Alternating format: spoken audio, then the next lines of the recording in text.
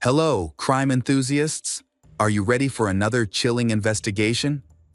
The case of Benno Numer. In today's story, we focus on the Numer family, who live in Balna, a city in northern Italy. The family consists of parents Peter Numer and Laura Perselli. Their son Benno is 30 years old, and their daughter Maid is 27 years old.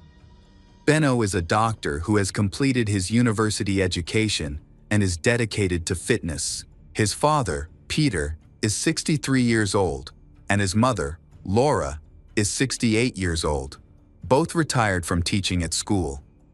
Despite their age, they are still active in social and cultural activities. The family is respected in the community. On January 4, 2021, Laura and Peter suddenly disappeared. They were last seen that morning when they went to the supermarket. Laura was planning to visit her mother, who had just returned home from the hospital. Laura rode her bike to her mother's house. A few hours later, Laura's sister sent her a short video of their sick mother, but Laura never opened the message. At the same time, Laura's daughter Maid was on vacation with a friend outside the city and sent her mother a photo but received no response. Benno called his mother at 8:30 that evening, but she did not answer. 3 minutes later, he sent a voice message to his girlfriend, Martina, expressing his concern that he had not been able to reach his parents. He told her that he would be at her house in about an hour or two for dinner as planned, and that he would be late. Benno asked her to call him back later on a regular phone line instead of WhatsApp because he did not have an internet connection. Martina called him back shortly afterwards, and they arranged to meet at 10:12 p.m. When Benno arrived at her house in his father's car, he said he had forgotten to shower. He went to wash his face and asked Martina if she could do his laundry. She didn't ask any questions and agreed to help. Benno gave Martina a bag full of dirty clothes. She didn't check the contents and threw them in the washing machine. The couple then had a great evening at the bar and a passionate night at her house. Benno didn't leave his girlfriend's house until 5:30 a.m. When he was with her at around 11 p.m., he sent his mother a short text message wishing her a good night. He noticed that she hadn't read it, but he was too busy that evening to think about it. Early in the morning of January 5, Laura's sister came to her house. She knocked on the door and rang the bell, but there was no response. It was clear that no one was home. Laura's sister was worried and called Benno to ask about Laura and Peter. However, Benno said he was not home and did not know where they were. Laura's sister was busy taking care of her sick mother and could not leave her alone, so she asked Benno to try to find them. Benno promised to help and suggested that their parents might have gone to the mountains, as they often did. He advised them to wait a few days. Meanwhile, Laura's daughter, Maid, was at the resort with her friend and boyfriend. She noticed that her messages had been ignored, which made her suspicious. She called her dad and was surprised when he didn't answer. His social media pages also showed unread messages, and she couldn't reach her parents, which made her even more worried. So Maid called her brother Benno, who said he was walking his dog in the mountains a few kilometers away from their parents' house, and he couldn't check on them. He seemed worried throughout the call, and his story sounded strange. The dog was very old and sick, barely moving even in their yard, so it was hard to believe he could hike several kilometers into the mountains with the dog. Unable to get more information from Benno, Maid decided to ask a neighbor who lived next door to her parents for help around 1:30 p.m. The neighbor was home, so she agreed to check on her parents.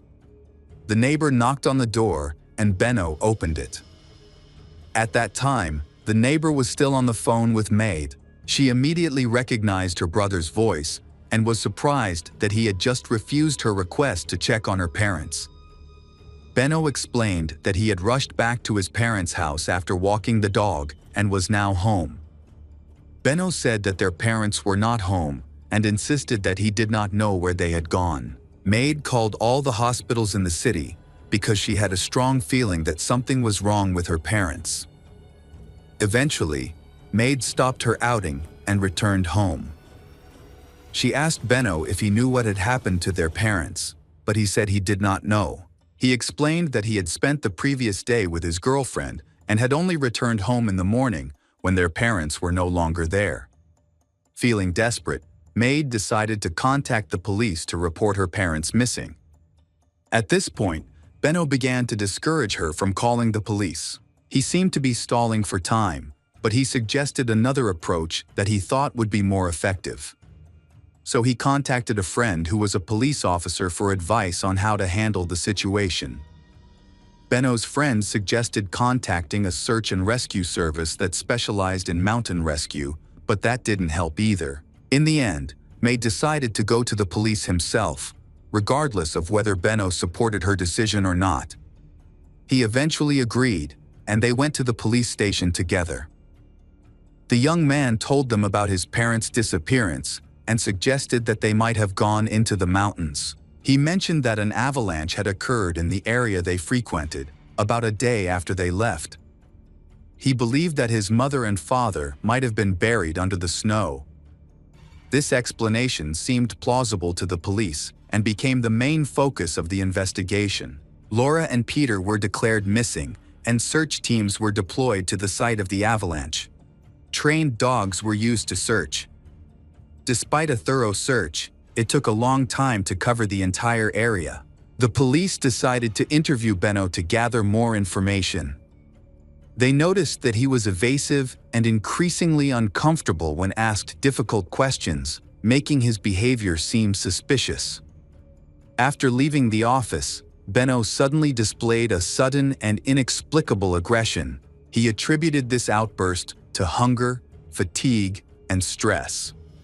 The next day, there was still no news from the police about Peter and Laura, prompting Maid to return to the station. Benno tried to stop her again, insisting that the police needed more time to conduct the search. During this time, another girl named Jasmine contacted Benno. It turned out he was chatting with 3 other people on Tinder, and he was particularly interested in Jasmine, and he showed little interest in the ongoing investigation. On January 6, Maid returned to the police station. It had been 2 days since her parents had gone missing. Laura and Peter had not contacted her, which made her believe that something had happened to her parents. They usually informed her before they went into the mountains and would prepare carefully for such trips. She felt the need to conduct a more thorough search of the area near their home. The police were actively involved from the beginning.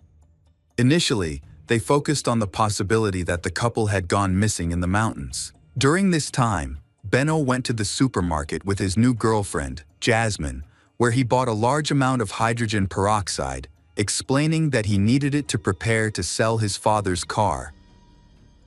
Search teams along with volunteers were organized to search the areas outside the mountains and around Laura. Despite the large resources and the participation of about 600 people in the search effort, Peter and Laura were still missing. Everyone worked together in the hope of finding them quickly. Finally, Maid expressed her concerns. She thought about Benno's strange behavior and the fact that their parents had disappeared shortly after she left the city for a short time. During that time, Benno was supposed to be with them, and their relationship was complicated. She suspected that he might know more than he was letting on. The police decided to question Benno again. This time, during questioning, he was overly friendly, which was surprising given his violent reaction after his previous encounter with the police. The officers suspected that he was deliberately controlling his demeanor to avoid revealing any important information. During this time, suspicions grew that Peter and Laura were likely dead, and it was believed that the couple's son, Benno, might be involved. Benno became the prime suspect. Maid regularly contacted the police, sharing information about Benno and their parents. Benno's behavior was often so rude and aggressive that Laura was afraid to be home alone with him. On January 7, the police tracked Benno down. That day, Jasmine and Benno got into the family car and went to a hardware store where they bought rags, cleaning supplies, a bucket, and hydrogen peroxide. While Benno asked Jasmine to pay for the items, they stopped at a car wash before heading home. The police arrested them there and found all the items they had purchased in the trunk of the car. The car was impounded for further investigation. The police also attempted to confiscate Benno's jacket, but he refused to hand it over. Benno was questioned again that day. Ultimately, he did not provide any useful information, and since there was no evidence against him, he was released.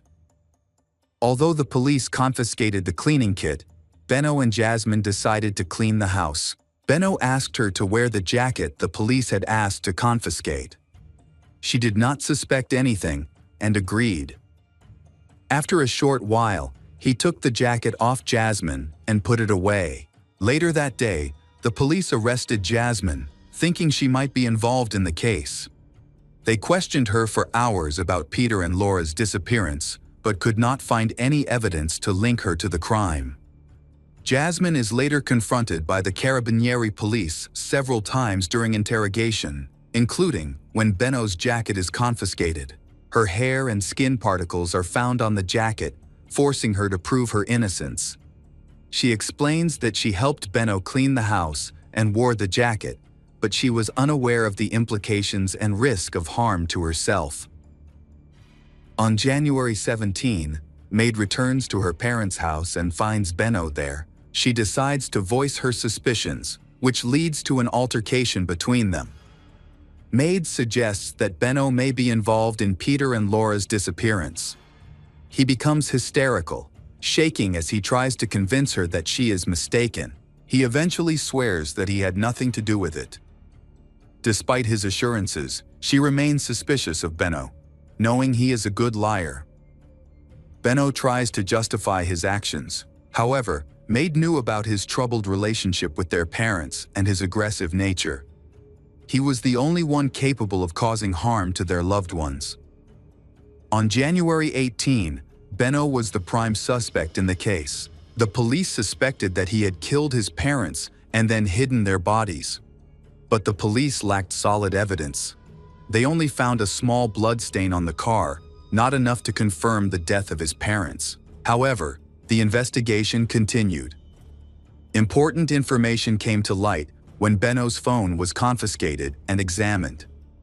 Geolocation data from the phone was examined on the evening when Peter and Laura went missing.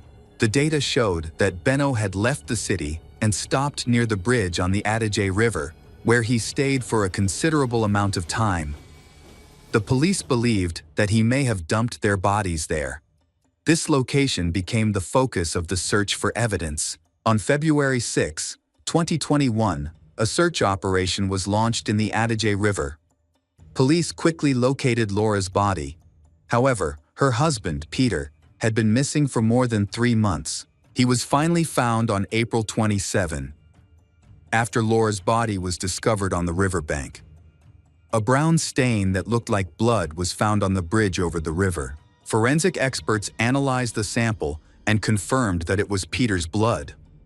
Surveillance camera footage captured Benno's car on the evening of the incident as he returned from the bridge to his ex-girlfriend Martina's house, confirming that he was at the scene where the bodies were found. Peter's body was found by forensic experts in relatively good condition. A layer of algae had formed on it, slowing down decomposition, and the cold temperature helped preserve the tissues. This made it easy to spot signs of strangulation on both Peter and his wife. Marks on their necks indicated that they had been attacked from behind. The cause of death was confirmed to be strangulation, and it was determined that they had been thrown into the river after they were dead, as there was no water in their lungs. Given Benno's strong and muscular physique, he was able to overpower his elderly parents without much difficulty. After his parents' bodies were found, Benno admitted that he was involved in their deaths. On the night of the incident, he had an argument with Peter. Benno tried to avoid the argument by locking himself in his room, but his father barged in and continued the argument. In a fit of rage, Benno attacked his father with a rope and strangled him. When Laura heard the noise and went upstairs, he feared that she would call the police, so he strangled her as well. Although his confession seemed credible, his motives seemed too weak to justify such a brutal act. Benno explained that his relationship with his parents had become increasingly strained in the months leading up to the incident, marked by frequent arguments after he moved back in with them. Benno had begun paying rent at his father's request. However, due to the constant arguments, his father decided that it would be best if Benno moved out. He began to encourage his son to rent his own apartment, but Benno refused. To pressure him to move, his father increased the rent to €700, which Benno considered excessive and unfair. That evening, Peter called him a loser for spending too much time on the computer and forced him to walk the dog. Another argument broke out. This conflict escalated into a tragic situation. Benno claims that his father was the first to confront him, trying to kick him out of the house. As a result, Benno felt he had no choice but to defend himself. The investigation revealed that immediately after the murder, Benno began to create an alibi. He called his mother's cell phone, pretending to go looking for her. After the murder, he asked Martina to wash his clothes to erase any evidence. Although she handed the washed clothes over to the police, no incriminating marks were found on them. Police believe that his efforts to conceal the evidence indicate a deliberate act. Not only did Benno understand what he was doing, but he also tried to avoid consequences for this brutal crime. Benno attempted to explain his actions by claiming that he was mentally disturbed and affected by the attack. However, his calm demeanor and careful efforts to conceal evidence of the crime showed that he was fully aware of his actions. After his arrest, psychiatrists evaluated him and determined that he had a personality disorder characterized by narcissism and social problems. He had recently had frequent sudden outbursts of anger, which doctors attributed to his steroid use. Benno began taking additional medication.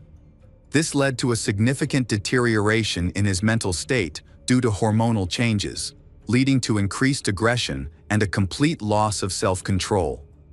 Maid said that he would often attack her when angry and was often violent with other family members. On one occasion, she suffered multiple bruises as a result of his aggression. Even as a child, Benno tried to strangle her, but their parents were present at the time. In 2020, Benno entered a relationship with a girl named Nadine, and they moved to Germany together. A friend noted that at first, Benno was very attentive and caring. However, over time, his behavior became controlling, showing signs of selfishness and abusive tendencies. He tried to create distance between Nadine and her family, isolating her from her parents and friends, leaving her to spend most of her time alone. Things got worse when in June 2020, Nadine discovered that Benno had used her credit card without permission and stolen money from her account.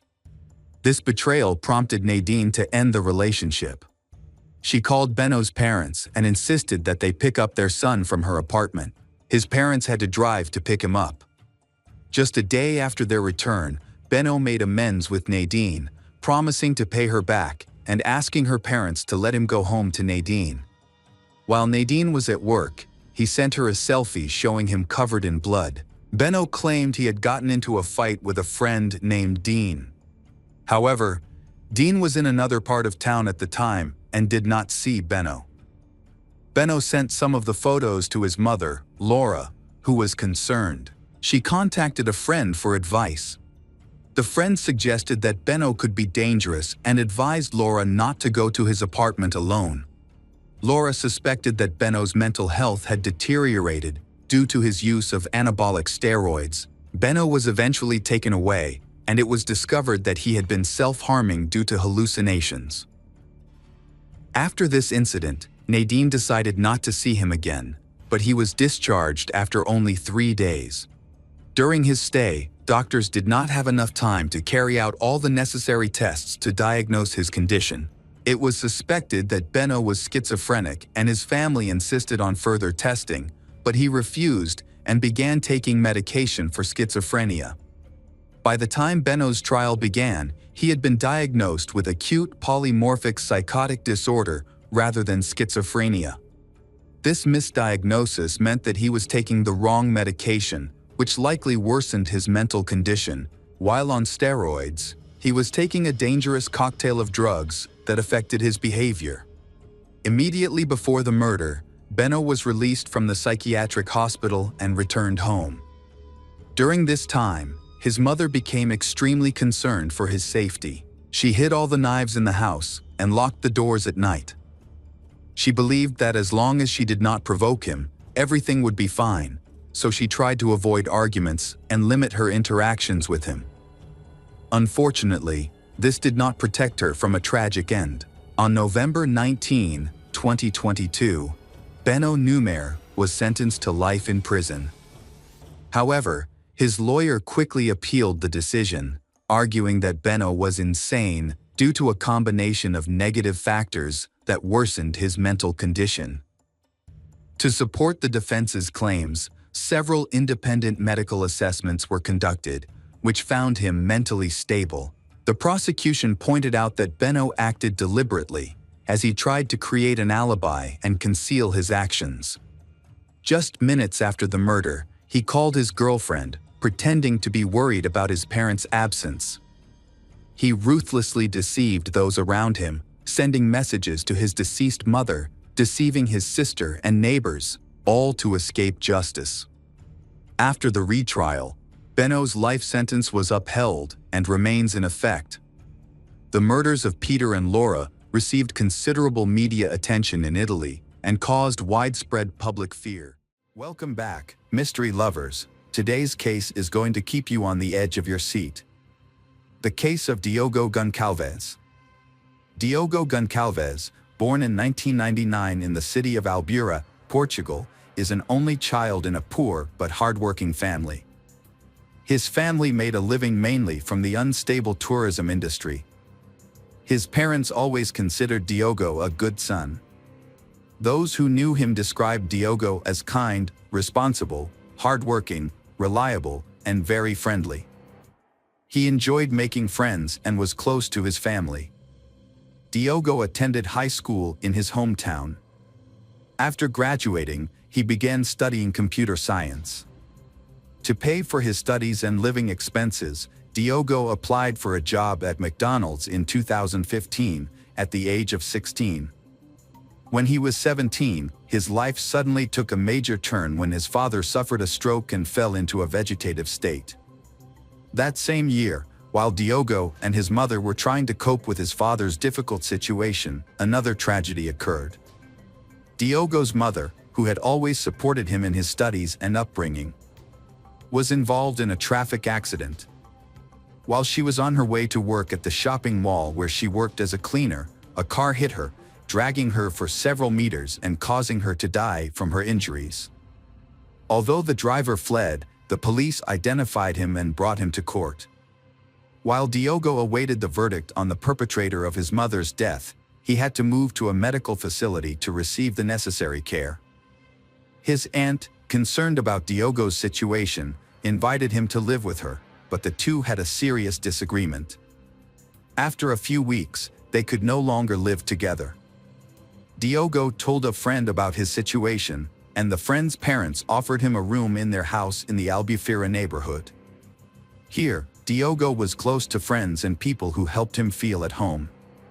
Despite his young age, Diogo has shown an excellent ability to handle and overcome difficulties with patience and optimism.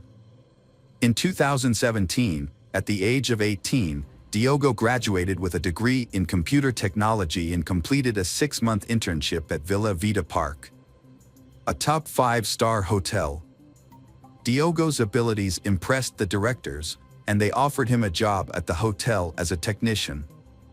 In 2018, Diogo decided to accept the offer and left the fast food chain where he had worked for almost a year as a shift manager. He entered a new phase of his life, envisioning a future filled with opportunities that would help him rise above the hardships he had experienced.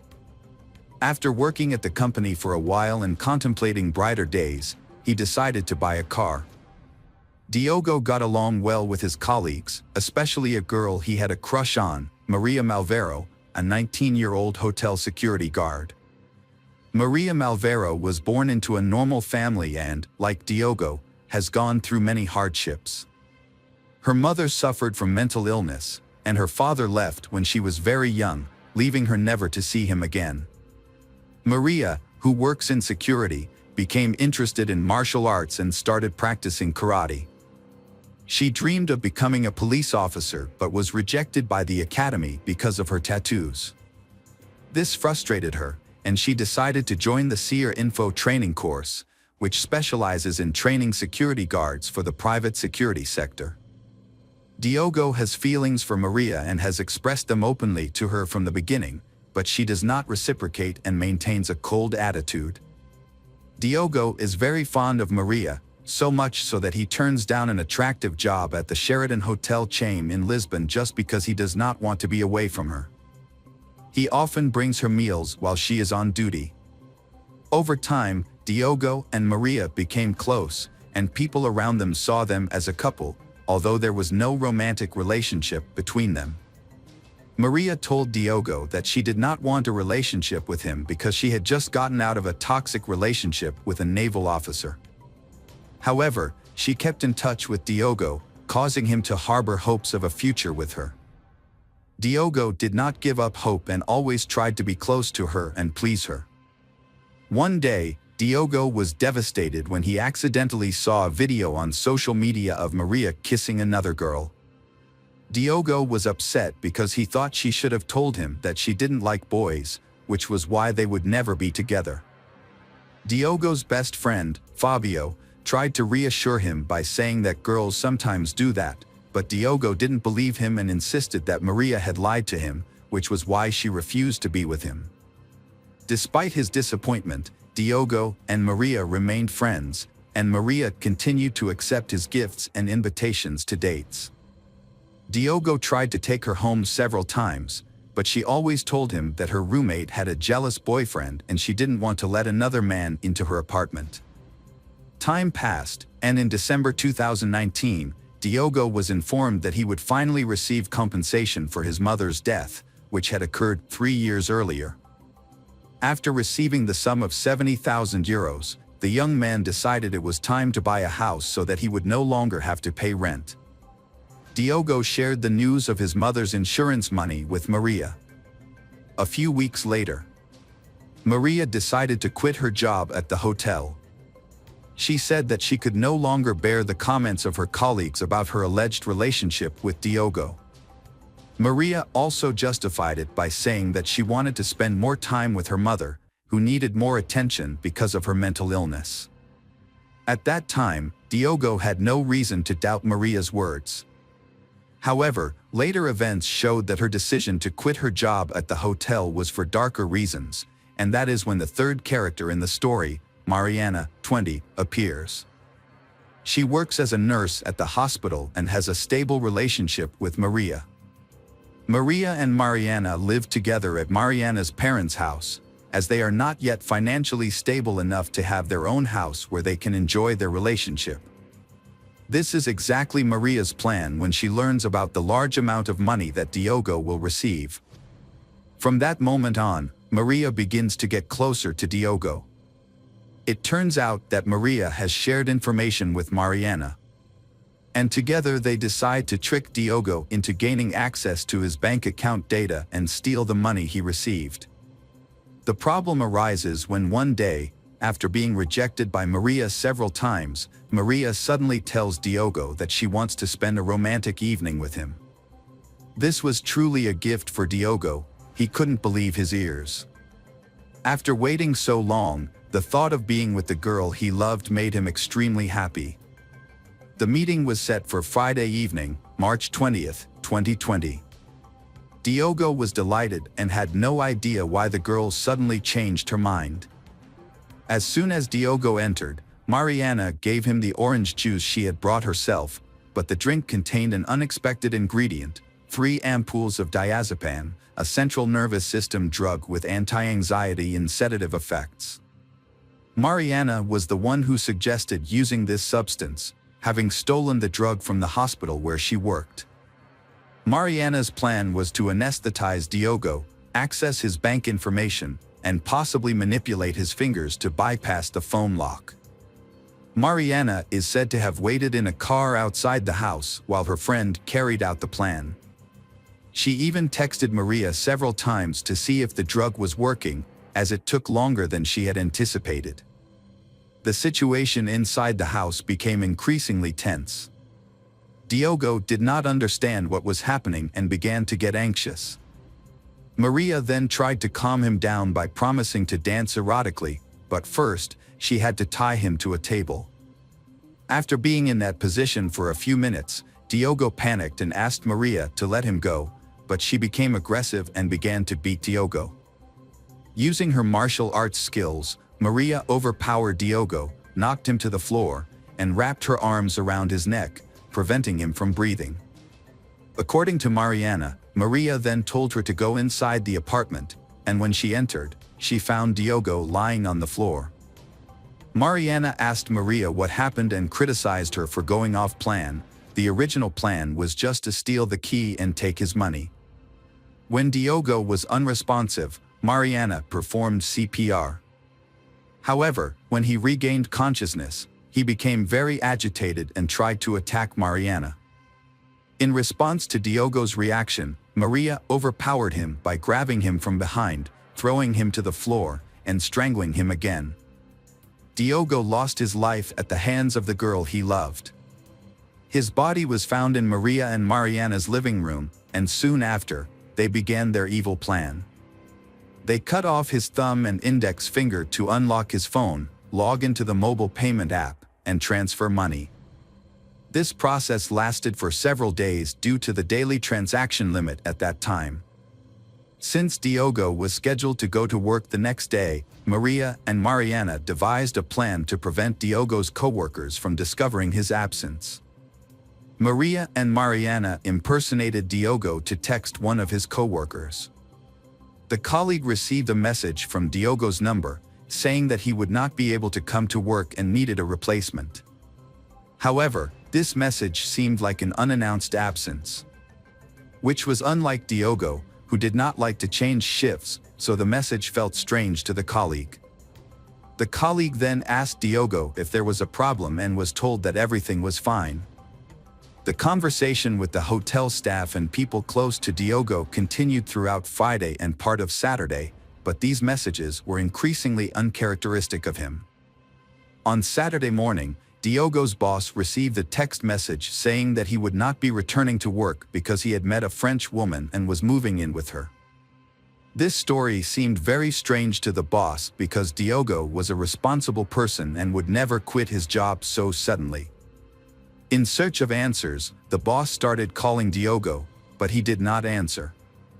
He then received another message saying that he was not well enough to talk on the phone. Diogo's boss replied that he could only calm down if they could talk. He wanted to hear his voice and his explanation for what was happening. The reactions of Diogo's relatives to the messages Maria and Mariana sent convinced the girls to change their plans to explain their boyfriend's sudden disappearance.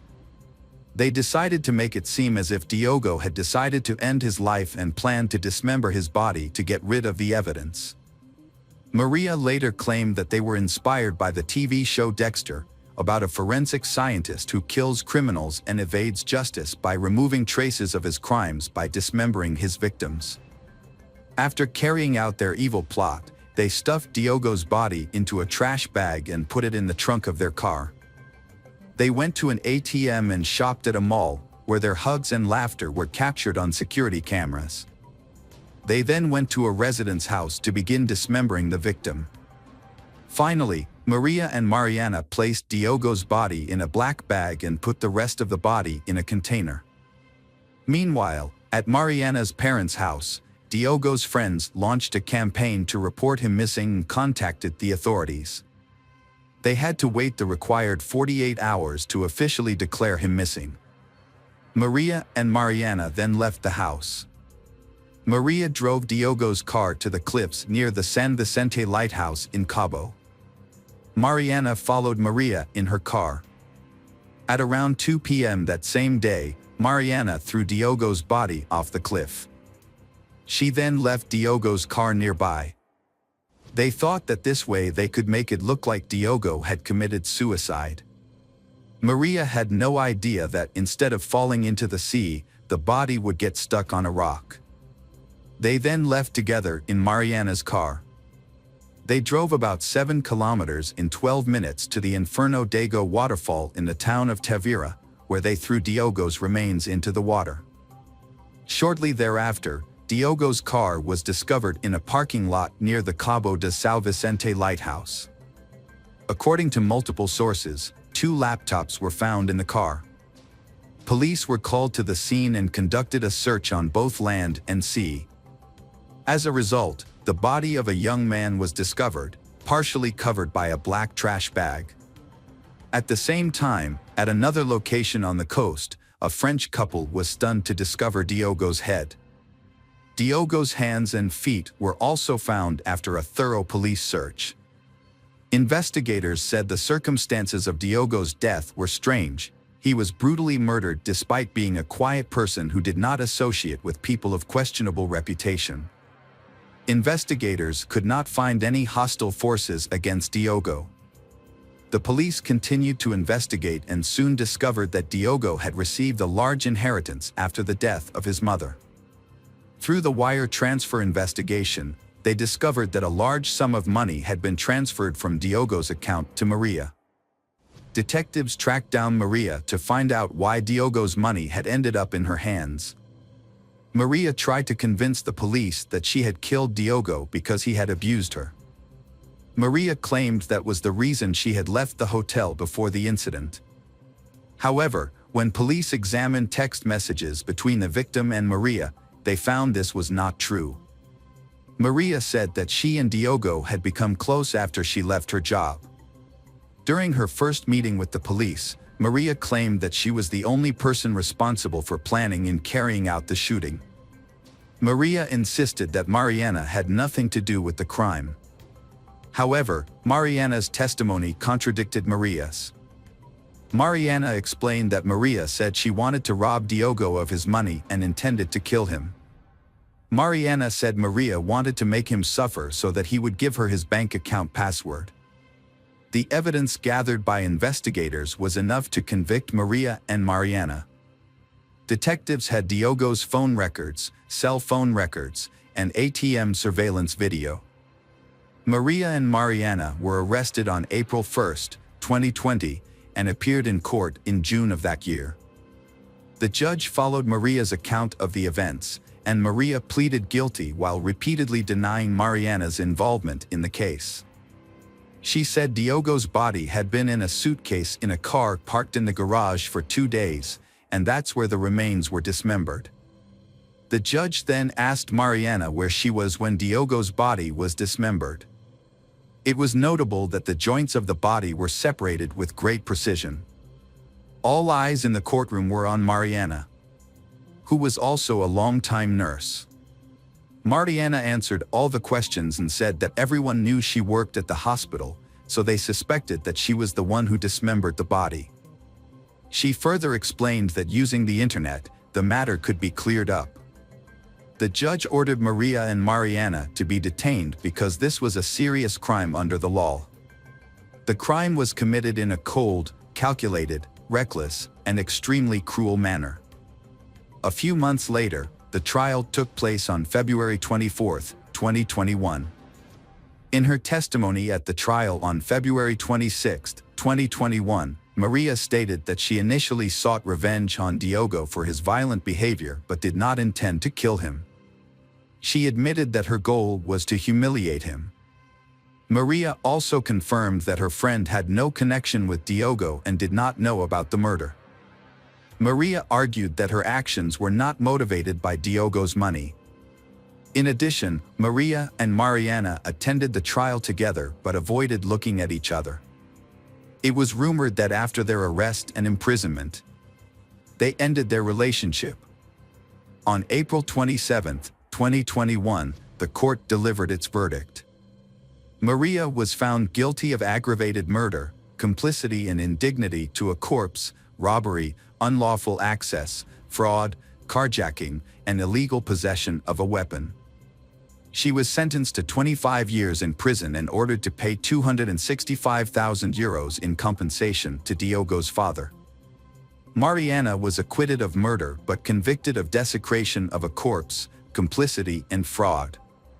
She was sentenced to 4 years in prison for these charges. However, she was released because the charges she was convicted of did not require pre-trial detention until the final verdict was delivered. The court determined that Mariana's attempt to revive Diogo showed that she had no intention of killing him. The judge took into account Mariana's confession, in which she accepted full responsibility for her actions. Despite this, the Portuguese public disagreed with the verdict, considering Mariana as guilty as Maria of the crimes against Diogo. After the verdict, Mariana left the court through the back door, where her father, who had attended all the hearings, was waiting for her. Neither Mariana nor her father would speak to reporters. Hello again, true crime fans. We've got another mysterious case to explore. The case of Jennifer Dullos. Jennifer Dullos was born in 1968 in New York. Her father is Hillard Farber, a banker, and her mother is Gloria Tenenberg, a philanthropist. Jennifer has an older sister, Melissa Irene Farber. Jennifer graduated from Brown University in 1990 and later earned a master's degree in creative writing from New York University's Tisch School of the Arts. Jennifer is married to Fotis and they have 5 children together, all named after Greek Orthodox saints, 3 sons, Petros, Theodore, and Constantine, and 2 daughters, Christiane and Cleopatra. Jennifer and Fotis were married for 13 years before ending their marriage in 2017. After that, Jennifer began to feel afraid of her ex-husband. Which makes us wonder, who is Fotis and what changed him? Fotis Dullos was born on August 6, 1967, in Turkey. He grew up in Athens, Greece, and moved to the United States in 1986. He attended Brown University, graduating in 1989. Fotis then went on to earn a master's degree in finance from Columbia Business School. Fotis met his first wife, Hilary Vanessa Alama, at Brown University and married her in Athens in 2000. After their divorce in 2004, he moved to Connecticut and married Jennifer a month later, despite having known her since he was married to Hilary. They moved to Farmington and had 5 children. The marriage of Jennifer and Fotis began to crumble in 2012 and completely collapsed in 2017. Jennifer shared her marital struggles in a blog post in March 2012. She expressed her wish to be stronger to face conflicts without fear.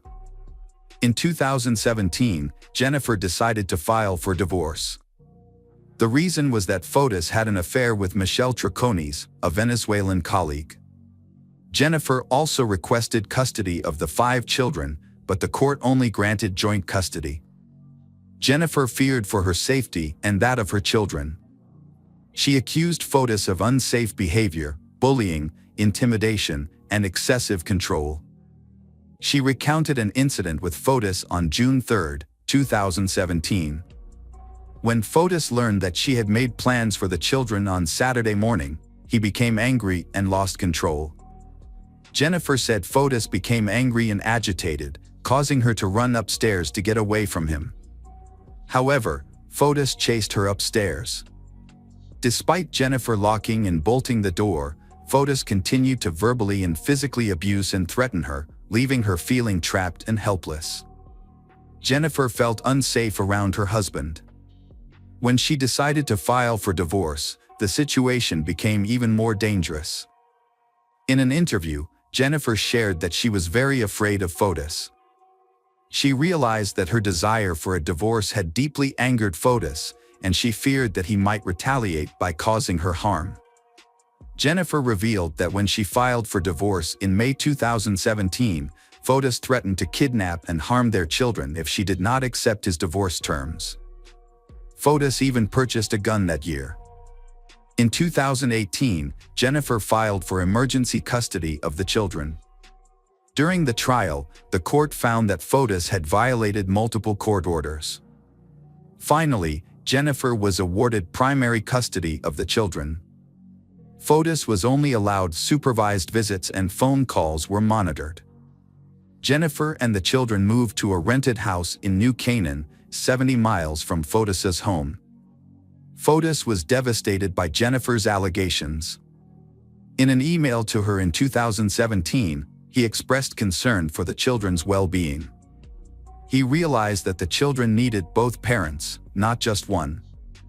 Fotis pleaded with Jennifer to reconsider their marriage for the sake of the children. He even suggested that they could live as partners and learn to accept each other. While denying Jennifer's allegations, Fotis counterclaimed that she had turned the children against him. He claimed that Jennifer called him a psychopath and told the children that he did not care about them. Fotis also claimed that Jennifer bragged about dragging out the divorce for 2 years so she could hire the mafia to break his legs. Fotis denied threatening to kidnap his child and explained that he bought the gun to protect his home. However, Fotis's argument not be credible given the events that followed. Jennifer was last seen at around 8:05 a.m. on May 24, 2019, after dropping her child off at school in New Canaan. She had 2 doctor's appointments in New York at 11 a.m. and 1 p.m. When Jennifer failed to show up for these appointments, which she never missed, her friends reported her missing to the police. Lauren Almeida, Jennifer's live-in nanny, also noticed something unusual. When she arrived at Jennifer's apartment at 11:30 a.m., she found the Range Rover in the garage, while Jennifer's Chevrolet Suburban was missing. However, Lauren did not notify the police until 7 p.m. Jennifer's prolonged and unusual absence, along with her failure to notify anyone of her departure, raised serious concerns for her safety. After receiving disturbing reports, the police investigated and searched Jennifer's New Canaan home. The results of the search shocked everyone who cared about Jennifer. They found blood stains in the garage, on the walls, on the doors, and on the outside of the Range Rover. Inside the home, there were scattered blood stains in the kitchen, and most notably, blood from both Jennifer and her husband, Fotis. This discovery raised suspicions that Fotis may have murdered his wife. The police investigation found that Fotis was present at Jennifer's home on the day she went missing. Police found bicycle tracks around the house, indicating that Fotis had arrived there on a bicycle. According to the police theory, Fotis stalked and waited for Jennifer to return from dropping off her children at school. He then brutally murdered her, cleaned up the scene, and destroyed the evidence. A neighbor's security camera recorded a Chevrolet Suburban leaving Jennifer's home at 10:25 a.m. Police believe Fotis was the driver of the vehicle. Police alleged that Fotis hid Jennifer's body along with items used to clean up the crime scene in his vehicle. He then abandoned the vehicle about 3 miles from the town of New Canaan. Based on these suspicious actions, police believe Fotis was the perpetrator of Jennifer's death and a ruthless killer. At around 7:30 p.m. that night, security cameras recorded Fotis and his girlfriend Michelle taking out the trash. Notably, they used up to 30 different garbage bags along Alfred Avenue in Hartford. When police searched the garbage bags, they found several suspicious items in the trash bags, including toiletries, bloody clothing, and used gloves. Blood on the clothing matched Jennifer, while Fotis' DNA was found on a glove and a garbage bag. These findings confirmed police's initial suspicions that Fotis was involved in Jennifer's disappearance. The case of Fotis murdering his wife was shocking, but what was even more shocking was the involvement of his girlfriend, Michelle Triconis. Michelle, a Venezuelan woman, had many roles in her life: mother, equestrian athlete, and former ESPN reporter in South America. However, no one expected her to become an accomplice in a murder. Michelle began a relationship with Fotis while he was still married to Jennifer, contributing to the breakdown of their marriage. After Jennifer went missing, the police questioned Michelle. When asked about her whereabouts on the day Jennifer disappeared, Michelle said she had lunch with Fotis and then went with him to one of Fotis' properties to clean up in preparation for a meeting with a client. However, the police suspected that this cleaning was actually to erase traces related to Jennifer's death. On the morning of May 24, 2019, Fotis stole a Toyota Tacoma truck from an employee and drove it to New Canaan, Connecticut. A school bus camera captured the truck traveling at high speed toward Waveney Park at 7:05 a.m. Jennifer's Chevrolet Suburban was later found in the park. Police found a bicycle tire in the trunk of the truck, supporting the theory that Fotis rode his bicycle approximately 3 miles from Waveney Park to Jennifer's New Canaan home. Police believe Fotis arrived at Jennifer's home before she left. When Jennifer arrived at the garage, Fotis attacked her. He then covered up the evidence. Fotis put Jennifer's body in her Chevrolet Suburban and drove to Waveney Park, where he transferred Jennifer's body to his truck. Despite Fotis's efforts to cover up his tracks, he left behind 2 key pieces of evidence at his new home in Canaan: his DNA on the doorknob and a mixture of his and Jennifer's blood on the kitchen faucet. Police believe Fotis spent hours cleaning the house. This was reinforced by neighbor surveillance footage that showed Jennifer's Chevrolet Suburban leaving the house around 11 p.m. Police were even more convinced of Fotis's guilt when he acted suspiciously 5 days after his wife's disappearance. Fotis drove away again in the truck without permission. This time, his destination confirmed police's suspicions. He drove straight to a local car wash and detail shop. Surveillance video captured a black SUV driven by Michelle following the truck. In the video, Fotis is seen stopping at a car wash, then getting into Michelle's SUV. Police suspect their intent was to remove evidence from the vehicle. However, this attempt failed when Jennifer's DNA was discovered by police on the passenger seat of the truck. Fotis became the prime suspect in Jennifer's disappearance due to the substantial evidence against him. On June 7, 2020, Fotis was arrested and charged with murder and kidnapping in connection with Jennifer's case. This was the first time he had been charged with these crimes, although the incident had occurred earlier. Fotis and Michelle were arrested on June 1, 2019, at a hotel in Anson, Connecticut. However, they were only charged with obstructing prosecution and tampering with evidence, not murder. This is because at the time, the police did not have enough evidence to charge them with the murder. While many may think that Fotis should have been arrested earlier on more serious charges, this only happened after the police gathered more evidence. Both Fotis and Michelle pleaded not guilty. Fotis hired attorney Norm Pattis to defend him. Norm was convinced that Jennifer was dead. Initially, Fotis and Michelle were released. However, in September 2019, they were arrested again on charges of tampering with evidence and obstructing justice. In October 2019, Fotis appeared in court to contest the charges against him. The judge said he would carefully review the case, listening to arguments from both the prosecution and the defense. During this time, Jennifer and Fotis's 5 children lived with their grandmother. The children's grandmother was granted temporary custody by the court.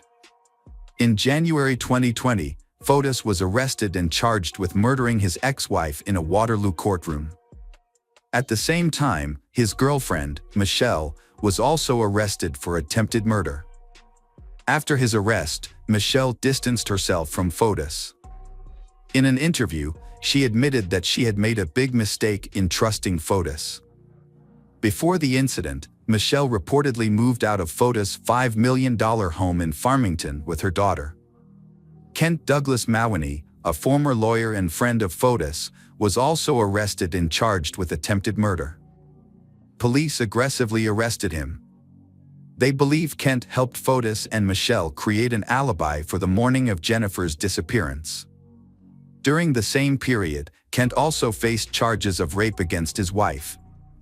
He was divorced from his wife, and the situation became even more tense after he was arrested in connection with Jennifer's case. Kent's wife felt her life was in serious danger. Kent's wife reported to the South Windsor Police Department that her husband was plotting to kill her with the help of Fotis. During the investigation, police discovered that Kent was a member of the East Granby Gun Club, a local hunting group. Police were notified that a human grave had been found on land associated with the club. After searching the property, police made a suspicious discovery: a shallow grave on the secluded property. Police found 2 bags of lime and a blue tarp in the grave, but no body.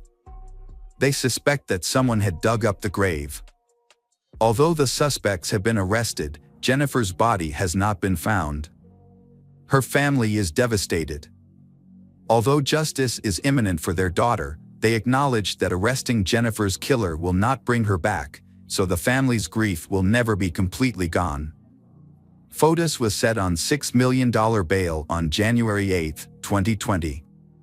He was released the following day, but is due back in court on February 8, 2020. Michelle was also released on bail. Kent was initially set on $2 million bail, but it was later reduced to more than $200,000. He was released on bail on October 19, 2020. After Fotis's heinous acts began to be discovered, he became extremely fearful. On January 28, 2020, Fotis failed to appear at an emergency hearing, prompting the judge to issue a warrant for his arrest. When police arrived at Fotis's Farmington home to serve the warrant, they found him unconscious in his car, unable to face the consequences of his actions. Fotis attempted suicide by inhaling carbon monoxide. He connected the SUV's exhaust pipe to a vacuum cleaner and placed it inside his car. Police performed CPR and restored his weak heartbeat. He was then taken by ambulance to Yukon Medical Center, then transferred to Jacob Medical Center in the Bronx for hyperbaric oxygen therapy. While in the hospital, Fotis' children, who were living with their grandmother, visited him for the first time since he was charged with Jennifer's murder. Police found a suicide note in Fotis's car. In it, he wrote that he could not bear to spend even 1 hour in jail for a crime he knew nothing about. On January 30, 2020, Jacobs Medical Center confirmed Fotis' death. Police later released a report that included information from Anna Curry, Fotis' last girlfriend. Anna said she was with Fotis on the day of the emergency hearing. According to Anna, she and Fotis planned to drive to court together, but finally Fotis suggested they go separately. Anna admitted that she was panicked and she received a call from Fotis's lawyer asking about Fotis's absence from court. Anna was driving at the time and responded that Fotis was supposed to be there. The attorney said the GPS device showed that Fotis was still at his home in Farmington. Anna immediately realized that Fotis might have harmed himself and asked the attorney to call 911. After Fotis' death, the murder charges against him were dismissed on March 3, 2020. The judge ordered the prosecutor to apply null prosequi, abandonment of prosecution. This does not mean that Fotis is acquitted, but simply that the case cannot proceed due to his death.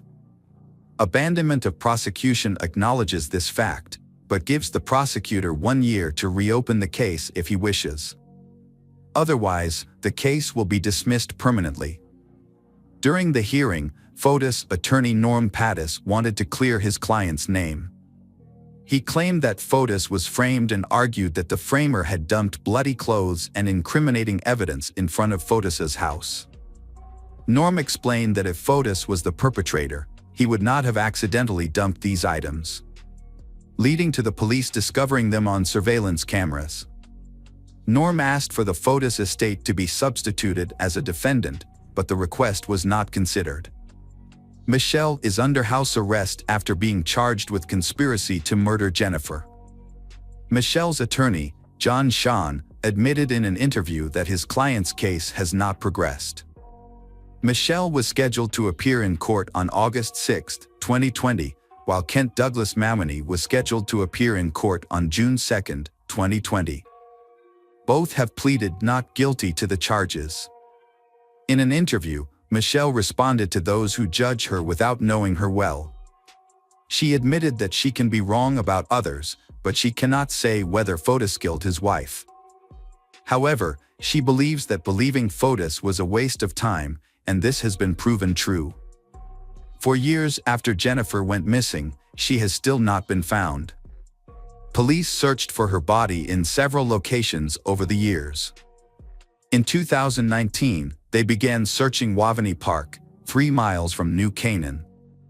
They used dogs and a helicopter to thoroughly search the area.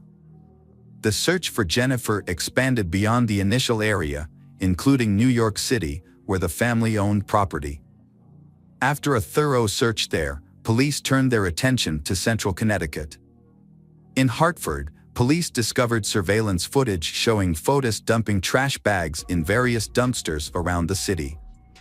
This led to a weeks-long search of the waste treatment plant, where police found key evidence. The search continued at a fishing pond in Avon that the Dullos family frequented.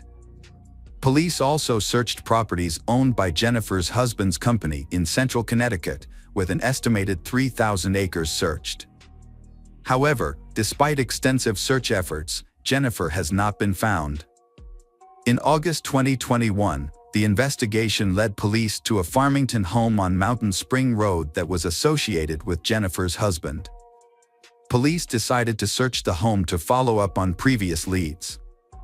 They invited Bob Perry, a well-known expert in finding unmarked graves, to join the search. Police also brought in septic tank pumping equipment and an excavator to increase the effectiveness of the search. However, to date, police have not released any information about the discovery of Jennifer's body. Although the tragedy of Jennifer was heartbreaking, it did lead to a positive outcome. In May 2021, the Connecticut Senate passed a landmark domestic violence bill. The bill was named after Jennifer and Jennifer Magnano, 2 victims of domestic violence. The bill received near-unanimous support from members of the Senate. Governor Ned Lamont signed the bill into law on June 28, 2021. Jennifer's family is still deeply saddened by her passing. In a recent interview, a family spokesperson expressed their deep sorrow for Jennifer. He emphasized that her wonderful personality and optimistic spirit left a deep impression, causing even those who never met Jennifer to feel heartbroken by her disappearance. Hello, crime enthusiasts, are you ready for another chilling investigation? The case of Sherry Papini. Keith Papini and Sherry first met in junior high, when he was in 7th grade and she was in 8th grade. Their friendship quickly blossomed and they remained close throughout their teenage years. However, over time, they lost contact with each other and went separate ways. Sherry eventually moved on and married another man in 2006, but their marriage was short-lived, lasting only 2 years. After her divorce, Sherry found herself single once again. Unbeknownst to her, a chance encounter with Keith was on the horizon, and their reunion would rekindle the spark they had long ago. This unexpected reunion revealed the growth and maturity that time apart had brought them. They discovered how much they had missed each other and decided to give their relationship a second chance. As they started dating, their connection grew stronger with each passing day. Within a year of reuniting, Keith and Sherry realized they were meant to be together. In 2009, they got married and had 2 children and lived in Reading, California. To care for her children, Sherry left her job in telecommunications, and Keith continued working at Best Buy as a member of the Geek Squad. Keith and Sherry Papini had what seemed like the perfect life to those around them. However, their seemingly idyllic life took a drastic turn on November 2, 2016, when Keith returned home from work to find his wife, Sherry, missing. Normally, Sherry was at home when Keith arrived, but she was nowhere to be found this time. Keith initially thought Sherry might have gone for a walk, but as the minutes ticked by with no sign of her return, his concern grew. He decided to call their children's daycare center to see if Sherry had picked up the kids. To his surprise and concern, the school secretary told him that Sherry had not been there. Keith then decided to track Sherry's phone using the Find My iPhone app.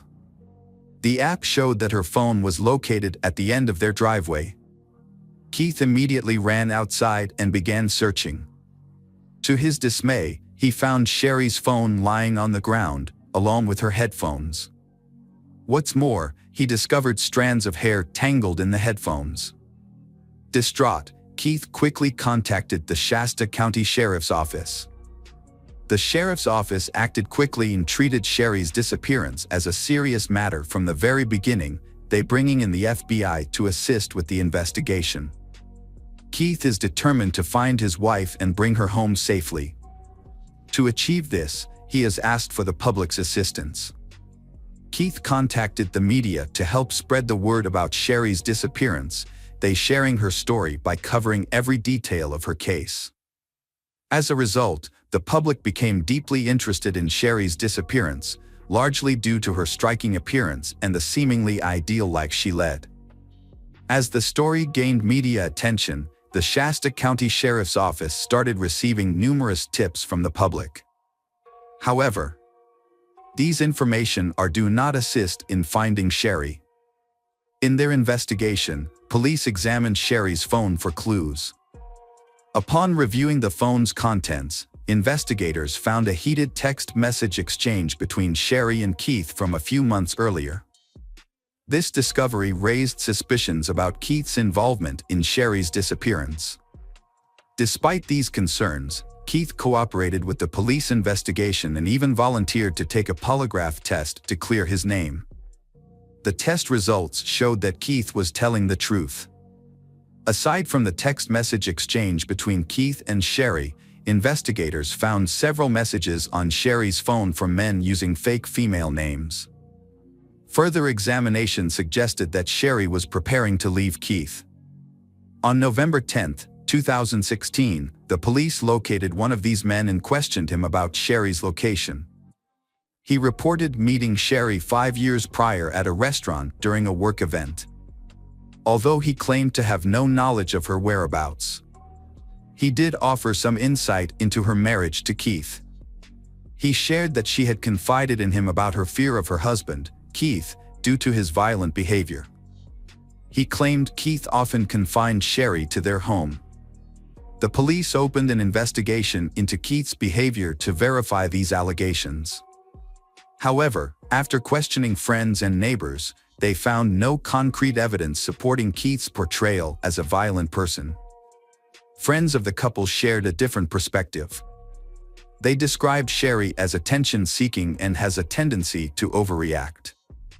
This new information led the police to consider that Sherry might have exaggerated or fabricated about being abused by her husband.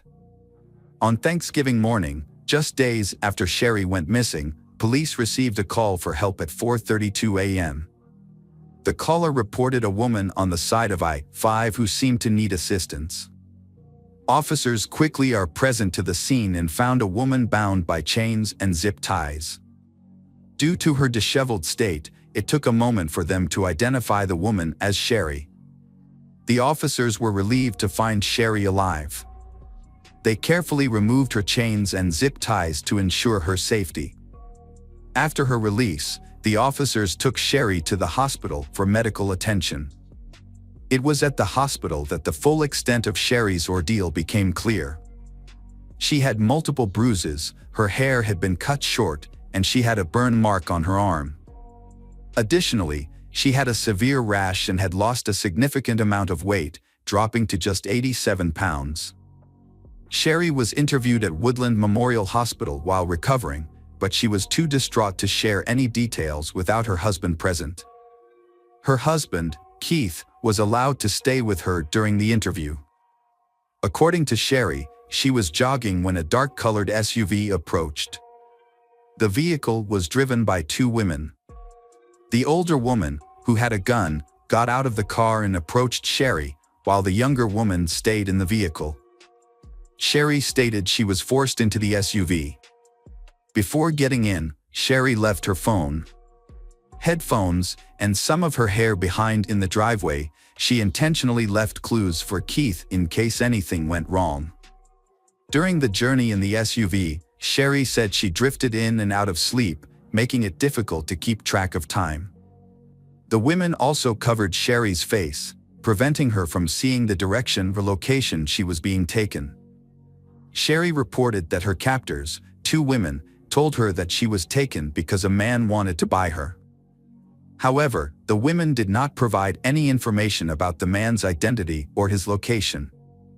As a result, Sherry felt unease and fear, unsure of where she was being taken or what would happen to her during her captivity. During her testimony, Sherry also claimed to have experienced physical abuse from one of the captors. She alleged that this woman physically hit her many times, causing various injuries. She stated that she was branded on her right shoulder with the word Exodus, which would reportedly make her more appealing to her buyer. Sherry's captors played Mexican mariachi music constantly, of discomfort for Sherry. Throughout her captivity, Sherendra was confined to a small room with boarded-up window. Sherry described the basic but unsanitary and uncomfortable living conditions. In the closet, where she was chained, there was a bucket for her to use for both bowel movements and urination. Approximately 3 weeks after being in captivity, Sherry heard the sound of a gunshot. After that, she never saw the older Hispanic woman again. The other captor, who had been known to remain silent, now communicated more and ordered Sherry into a car, then driven along Interstate I-5. Car suddenly came to a stop, catching Sherry off guard. Startled, she looked around, and was then instructed by kidnapper to exit the vehicle. Sherry carefully got out of the car, feeling both frightened and hopeful. Was this her chance to escape, or was she being led into a more dangerous situation? Without any clear answers, she was left with deep uncertainty. After Sherry's rescue from the side of Interstate 5, the Shasta County Sheriff's Office held a press conference to announce her safe return. During the conference, authorities revealed that Sherry had been abducted by 2 Hispanic women. Unfortunately, this has sparked a wave of racism against Hispanics. In the aftermath of her abduction, Sherry began attending therapy sessions to cope with her ordeal. Fortunately, as a California resident, she became eligible for the Victims' Compensation Fund, which uses state budget to help pay for victims' therapy in the aftermath of the abduction. Sherry has changed her life, giving up her outgoing personality and limiting her social interactions. She now spends most of her time indoors, instead of participating in many of the social activities she once enjoyed. The police released a composite sketch of 2 Hispanic women suspected to be involved in Sherry's abduction about a year into the investigation. However, no new information or leads were received. The police also disclosed that they found male DNA on Sherry's underwear, the same one she was wearing when she was found on the side of the I-5. Authorities confirmed that the DNA did not belong to Sherry's husband, Keith. 2 years after her abduction, the police were still unable to find a match for the male DNA on Sherry's underwear. And the case remained unresolved. In 2020, a significant development took place in the investigation of Sherry's case. The police responsible for her case applied for approval to utilize a new technology called familial DNA analysis, which involves examining DNA profiles to pinpoint possible relatives of the person who contributed the DNA. Familial DNA testing is a crucial tool in solving crimes. It works by comparing DNA evidence to the DNA of known individuals, usually family members of a suspect, to see if there's a match.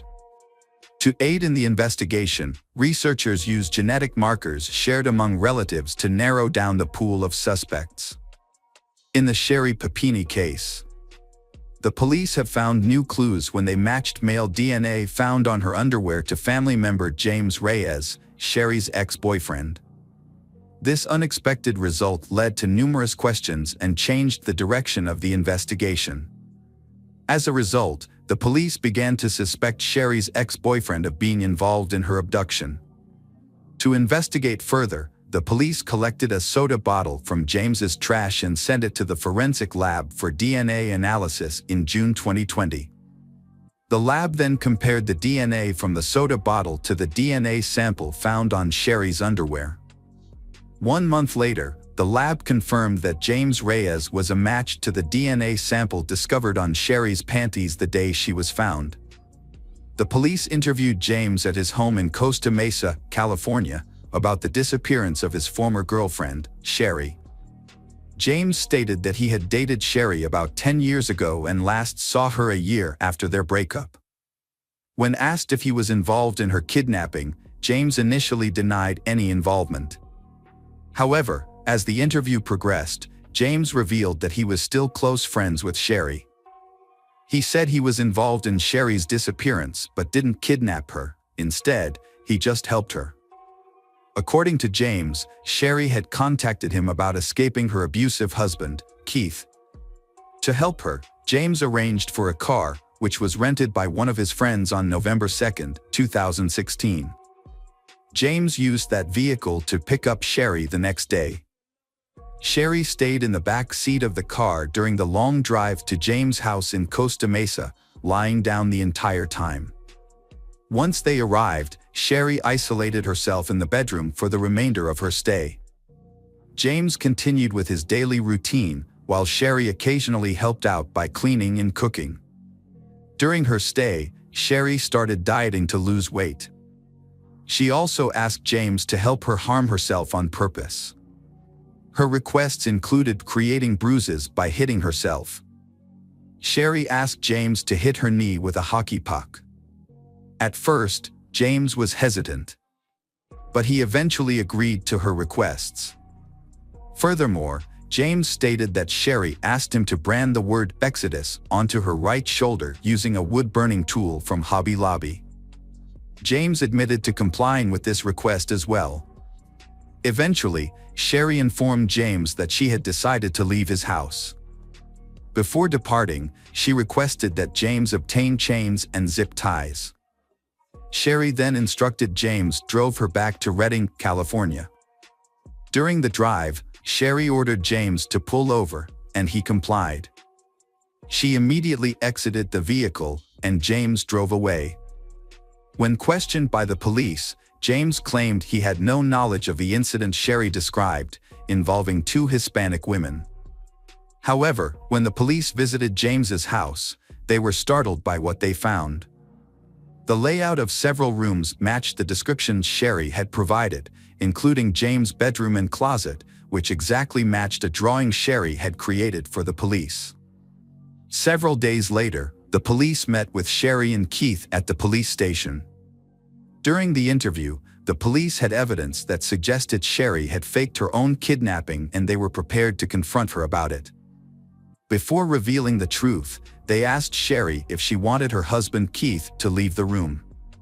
However, Sherry remained silent. The police decided to leave Sherry and Keith alone for a few minutes. During this time, Sherry shared a secret with Keith. Sherry told her husband that she didn't want the police to find the Hispanic woman who kidnapped her because she felt grateful to the woman for letting her go. As a result, she had no intention of pressing charges against the woman. Keith listened to his wife's explanation but became concerned and scared as her words made no sense to him. He pointed out that even if Sherry chose not to press charges, the woman would still face consequences for her actions. The police then re-entered the room and shared a crucial piece of information. They had obtained a DNA match for the male DNA found on Sherry's clothing. That DNA belongs to James Reyes, his wife's ex-boyfriend. Then, the police informed Sherry and Keith that James had passed a polygraph test, suggesting James was telling the truth. The police believed that Sherry might have faked her abduction, and they claimed to have gathered evidence supporting James' version of what happened. According to the police, they also told Sherry that they had discovered information that suggested her weight loss during her disappearance was intentional.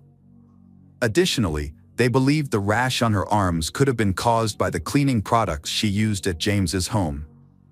The investigation into Sherry's kidnapping progressed when police discovered that she had staged the incident. The police found evidence that James had indeed inflicted the injuries on Sherry, on her own accord, contradicting her claim that she hadn't seen him since their breakup years ago. Specifically, police claimed to have discovered that James had used a wooden object purchased from Hobby Lobby to brand Sherry. They also discovered that Sherry's broken nose was the result of self-inflicted injuries with a hockey stick. Despite this damning evidence, Sherry continued to deny any involvement in her disappearance. However, James provided the police with details about Sherry's disappearance that only someone with insider knowledge would know. Consequently, on March 3, 2022, Sherry was arrested by the FBI for lying to federal agents and faking her own abduction. 6 weeks later, she agreed to plead guilty to these charges as part of a plea deal with federal prosecutors. In the subsequent sentencing, Sherry's defense team requested a lenient sentence of 1 month in prison and 7 months of home detention. However, the prosecution recommended a more severe 18-month sentence. Ultimately, the court sentenced Sherry to 18 months in prison and ordered her to pay a $300,000 fine in September 2022, accepting the prosecution's recommendation. During her sentencing, the judge described she as manipulative and dishonest. At the sentencing hearing, Sherry apologized to those who had been affected by her actions and acknowledged her guilt. She took responsibility for her dishonesty and the harm it had caused to herself and others. Sherry was released from prison in August 2023 and placed in a halfway house. Her relationship with Keith ended on the day of her arrest in March 2022, when Keith learned the truth about her actions. Shortly after Sherry's guilty plea, Keith filed for divorce and sought full custody of their children. Welcome back, mystery lovers. Today's case is going to keep you on the edge of your seat. The case of Dalia DiPolito. On a warm afternoon in Bond Beach, Florida, a man named Mohammed came to the police station to Welcome back, mystery lovers. Today's case is going to keep you on the edge of your seat. The case of Dalia DiPolito. On a warm afternoon in Bond Beach, Florida, a man named Mohammed came to the police station to report a disturbing incident. He said that a woman named Delilah had approached him and offered to hire him to kill someone. Although Mohammed did not provide Delilah's last name, the Bond Beach police considered the information credible and began an investigation. They had to establish Delilah's full identity and find the husband she wanted to kill. With this limited information, detectives began an investigation to clarify the case and prevent a possible murder. To gather more information, the detectives decided to use the witness Mohammed to arrange a meeting with Dalia. They chose the mobile gas station as the meeting location because, according to Mohammed, Delilah lived nearby. At the gas station, the detectives arranged several cars to monitor the meeting. Before Delilah arrived, they instructed Mohammed on what to say. They also attached a small recorder to Mohammed so they could listen in on his conversation with her. While monitoring the mobile gas station, the detectives unexpectedly witnessed a meeting between Mohammed and Delilah. Delilah's appearance made a strong impression on the detectives, as she did not resemble the usual image of someone who wanted to hire someone to kill her husband. Instead, Delilah wore a skirt and a tank top, looking very attractive. After the conversation, Delilah got into the car with Mohammed. At this point, Mohammed expressed his surprise, unable to believe that a woman like Delilah would lure him into a murder for hire. Mohammed asked Delilah if it was worth killing her husband. Delilah said yes, because she could not get a divorce. She was afraid that her husband would come after her if she tried to end the marriage. Delilah revealed her plan. After her husband was killed, she would go somewhere else, like Boca Raton, to create an alibi. Mohammed asked if anyone would suspect Delilah after her husband's death. She replied that no one would suspect her. The detectives were listening to a conversation between Mohammed and a woman. They were shocked to hear the woman calmly discussing hiring a hitman to kill her husband. This made the detectives shiver. As the conversation continued, Mohammed made specific moves on the woman. She showed Mohammed pictures of her husband so he could identify the target. The detectives were shocked by Delia's nonchalance about the consequences of her actions. She spoke so calmly that it sounded like she was discussing a normal business transaction, not planning a murder. However, detectives realized that they needed to gather more evidence to strengthen the case. She suggested to Mohammed that she would withdraw $1,000 in cash and pay him later. After concluding the conversation about hiring a hitman to kill her husband, she got back in her car and left the mobile gas station. Detectives followed her home to determine where she lived. Records showed that the address belonged to someone else named Dippolito, and police concluded that she had used a false name to hire a hitman to kill her husband, not Delilah as they had previously thought. Detectives ran a background check on the car Dahlia used to go to the gas station to meet Mohammed. They found that the car's registration was held by Mike Dippolito, Dahlia's husband. To their friends, Mike and Dahlia appeared to be a happy couple in love. They met when Mike was feeling bored and looking for a way to entertain himself. He surfed the internet and found a website that offered escort services. Mike decided to book a meeting, not knowing that this decision would change his life forever. When Mike's escort, Dahlia, arrives, he is immediately enchanted by her beauty. He finds her stunning and feels an attraction between them. They instantly connect and quickly fall into intimate conversation. Over the next few days, Mike and Dahlia's relationship deepens. They meet again and spend a week together.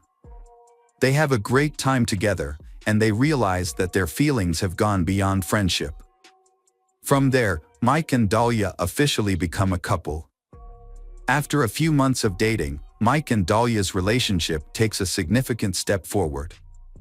During a visit to a local jewelry store, they unexpectedly looking at engagement rings. This leads to a deep conversation about marriage, a topic they had discussed before. Fascinated by the idea of building a future together, Mike decides to buy a ring for Dahlia.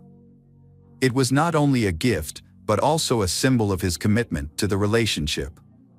Even though their relationship was moving forward quickly, Mike was still extremely happy in love.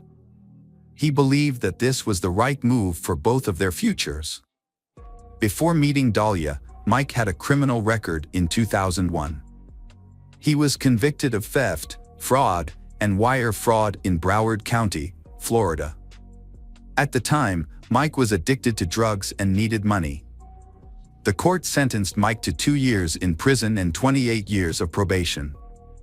This long probation period was to give Mike the opportunity to pay off his debts. When Mike first returned home from prison, he had trouble paying his debts. Determined to solve this problem, Mike took a job as a cook at a restaurant for $350 a week. However, this was not enough to pay off his large debt. Mike wanted to improve his financial situation to pay off all his debts and ensure that he did not have to go back to prison. Fortunately, a friend introduced Mike to a new job at an office near his home, just 4 blocks away. This gave Mike the opportunity to move from his job as a chef to the field of email marketing, opening up better financial prospects. When Mike and Dahlia began their relationship, Mike was honest about his difficult past and current restrictions. He explained that he could not freely travel between states without permission. Dahlia, with her strong passion for travel, expressed her desire to explore the world with Mike. Realizing that the financial burden was hindering their dreams, Dahlia proposed a bold solution. She was willing to give Mike $91,000 so that he could pay off the remaining debt. This money would help them get out of debt and start a new life, free to travel like Dahlia had always dreamed of. At that time, Dahlia was working as a real estate agent and making a lot of money. With her stable finances, she was able to help Mike pay off his debt and clear his criminal record. Mike consulted his lawyer about how to handle the situation. The lawyer advised him to prepare enough money to be released from probation. After discussing, Dahlia and Mike decided to transfer the money to Dahlia's Bank of America account because it was the safest and most convenient way. Mike's joy about paying off his debt and getting married was quickly shattered. One day, he received a text message from Dahlia informing him that she had transferred the money to his lawyer. Mike contacted the lawyer to confirm, but was surprised to be informed that they had not received any money from Dahlia. 2 days after the transaction, the lawyer still has not received the money. Mike contacts Dahlia, asking her for information about the money transfer and a receipt for verification. However, Dahlia suspects that the lawyer has misappropriated the money. She tells Mike that she will try to get the money back. Meanwhile, Mike hopes that they can resolve this misunderstanding smoothly. On the other hand, the Boone Beach Police Department enlists the help of Sergeant Whitey Jean, an undercover police officer. When he meets with the detective in charge of the case, Sergeant Jean is informed that Dahlia is trying to hire a hitman to kill her husband. The detective tells him that Dahlia is waiting for a call from the hitman and asks Sergeant Jean to pose as the hitman to arrange a meeting with Dahlia. Sergeant Whitey Jean agrees to participate in the investigation by posing as a hitman. In this role, he contacts Dahlia and asks her to pay $3,000 up front and the keys to her house. The request for the keys was part of a plan to make Dahlia believe that the murder would occur at her home. However, Dahlia felt uncomfortable with the request. She contacted Muhammad, who had introduced her to the hitman, to express her concerns. During a phone call between Muhammad and Dahlia, the detectives overheard and were concerned that they might have scared Dahlia. They feared that Dahlia might change her plans and find someone else to kill her husband. However, on August 3, 2009, Dahlia met with Sergeant Whitey Jean in the CVS parking lot. Sergeant Whitey was working undercover, posing as a hitman. However, Dahlia did not have any money with her. Sergeant Whitey informed Dahlia that if he waited until after the murder to be paid, she would have to pay him $7,000 in cash. Sergeant Whitey Jean announced the assassination plan on Wednesday morning, citing the cover-up as a response to looting in the area. He revealed to Dahlia that he would stage a fake break-in to give the act the appearance of legitimacy. Whitey Jean made it clear that he intended to pretend to break into the house, then shoot Mike twice in the head. Sergeant Whitey Jean informed Dahlia that he would wait a few days before contacting her again after the murder of her husband. He explained that the police would be watching her closely after such a serious crime. Sergeant Whitey Jean emphasized that this wait was necessary to avoid suspicion and to keep the case secret. During the conversation, he also gave Dahlia the opportunity to back out of the hit-for-hire plan. But Dahlia asserted that she was absolutely certain and determined to carry out the plan to kill her husband, Mike. She revealed to Sergeant Whitey Jean that Mike walked his dog at a fixed time every morning and left the house unlocked when he left. This information was key to the plan to kill Mike. Dahlia also said she would be at the gym at the time of the attack, ensuring that she would not be home when Sergeant Whitey arrived to carry out the plan. Sergeant Whitey Jean asked Dahlia to be at the gym by 6 a.m. He announced that he would be at Dahlia's house at 6:30 a.m. After finishing his conversation with Dahlia, Sergeant Whitey Jean was shocked by her cruelty. Although he had met many people in his work, he had never met anyone as cruel as Dahlia. The detective thought that creating a fake crime scene at Dahlia and Mike's house was important to see Dahlia's reaction. On the day of the attack, around 5:30 a.m., Dahlia told Mike that she was going to work out. Mike agreed but found it strange because Dahlia had never worked out so early.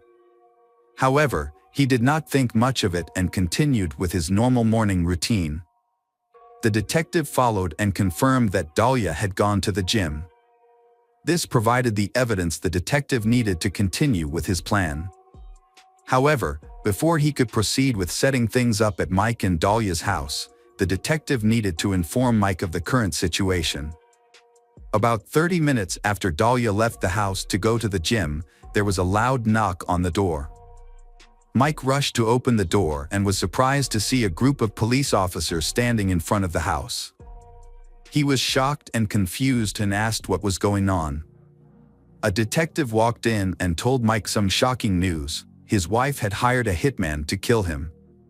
However, the hitman was actually an undercover cop assigned to expose Dahlia's plot. The detective further explained that the whole situation was an elaborate plan set up to catch Dahlia in the act of hiring a hitman to kill her husband. Mike was shocked when the police came to his house and informed him that his wife, Dahlia, had hired a hitman to kill him. After calming down, the detectives emphasized the urgency of the situation and asked him to leave the house immediately. They quickly took Mike to the police station for safety. The detectives created a fake crime scene at Mike and Dahlia's house. They put up police tape and turned on the police car lights to make it look like a real crime scene. After they were ready, a detective called Dahlia and told her that the police were at her house and needed to talk to her about a matter involving her husband. The detective asked Dahlia to come home and answer some questions. After speaking with the detective, Dahlia returned home and was shocked to find that her house had become a crime scene. Police tape surrounded the house and police cars were parked everywhere.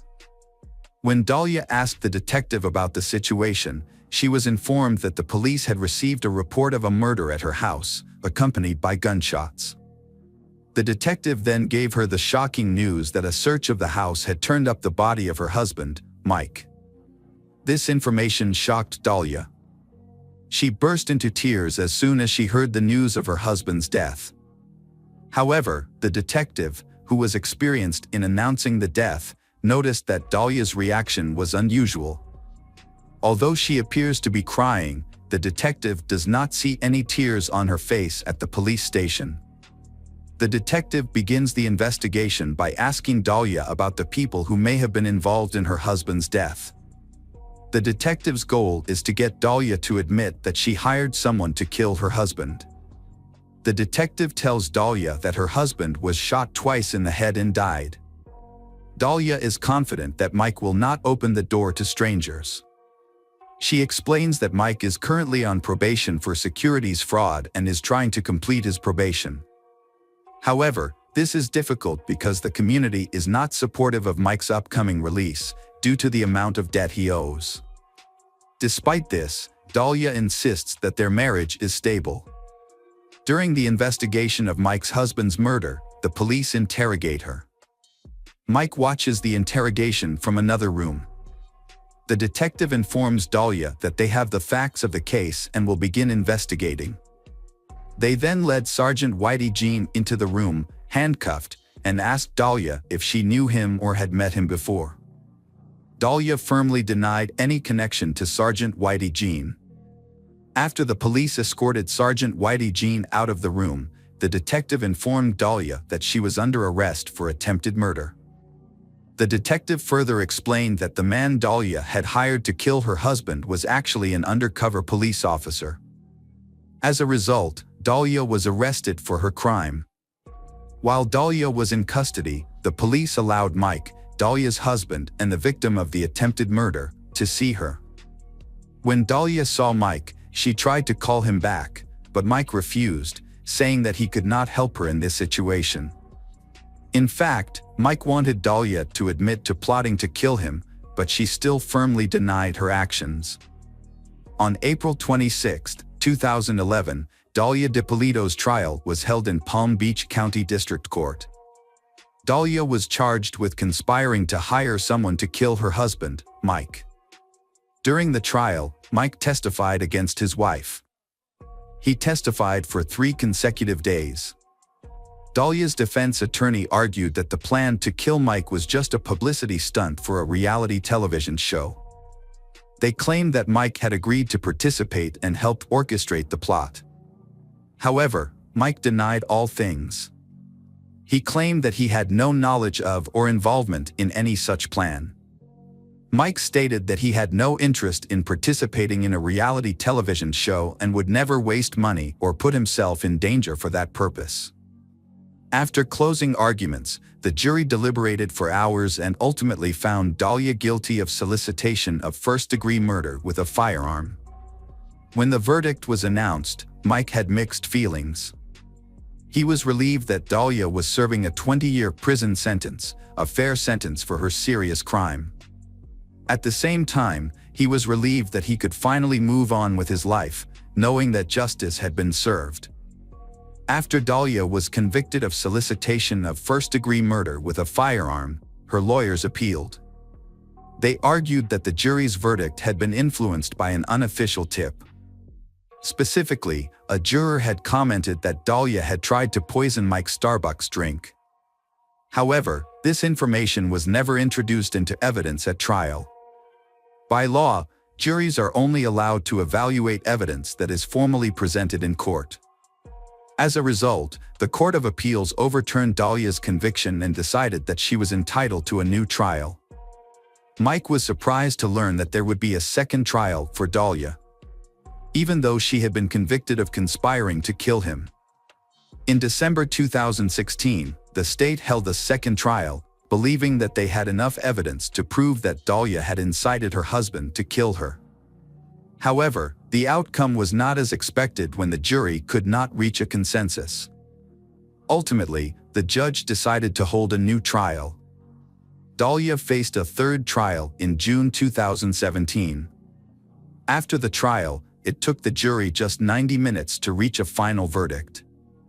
They found Dahlia guilty and sentenced her to 16 years in prison. In September 2019, Dahlia Dito asked the Florida Supreme Court to review her 2017 conviction. However, the court denied the request without comment. After Dahlia was convicted, her defense team attempted to take the case to the U.S. Supreme Court for review. However, in February 2020, the court declined to take it. Despite this, Dahlia DiPolito's attorneys told the press that they were undeterred and were still determined to overturn the conviction. They revealed plans to petition a federal judge for a third review of Dahlia's trial on constitutional grounds.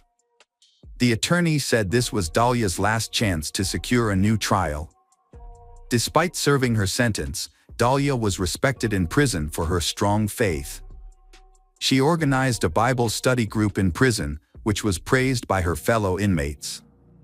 Before going to prison, Dahlia had a young son who visited her regularly. The boy is now living with his grandmother until Dahlia completes her sentence. According to her lawyer, the separation has been heartbreaking for Dahlia because she misses her son very much. Hello again, true crime fans. We've got another mysterious case to explore. The case of Nathan and Crystal Maddox. In Colmasneil, a small town in Tyler County, Texas, with a population of just 563 people. Nathan Maddox and Kristen Westfall's relationship progressed quickly. They lived on nearby streets and shared milestones like their first love and first kiss. Despite their strong bond, Kristen's parents disapproved and tried to end the relationship. Torn between her love and her parents, Kristen initially chose her family. However, everything changed when she discovered she was pregnant. Faced with this reality, her parents decided to accept the situation and permitted the couple to marry, as single motherhood was socially unacceptable. Nathan and Kristen got married in Texas.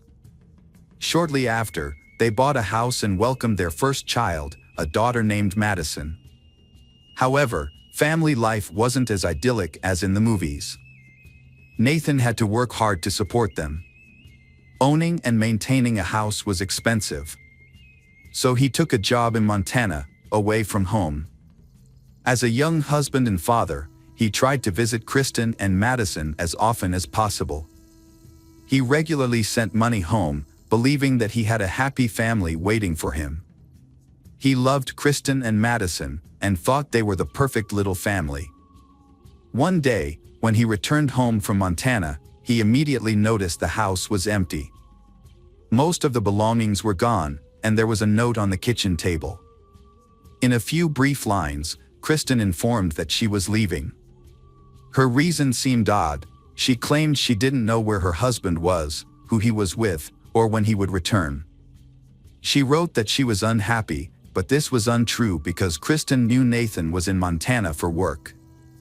He called regularly to check on her and their daughter, and he sent them money regularly. The most painful part was that she took Madison with her, and Nathan was now forbidden from seeing his daughter. Kristen did something very unkind. She went to the police station and provided false information to gain full custody of her daughter, claiming that the child's father was not supportive or interested. Nathan was aware that his ex-wife and daughter had moved back to her parents' home. He made several attempts to visit his daughter Madison, but the Westfall family was firm in their refusal. They were happy to have gotten rid of an unwanted son-in-law.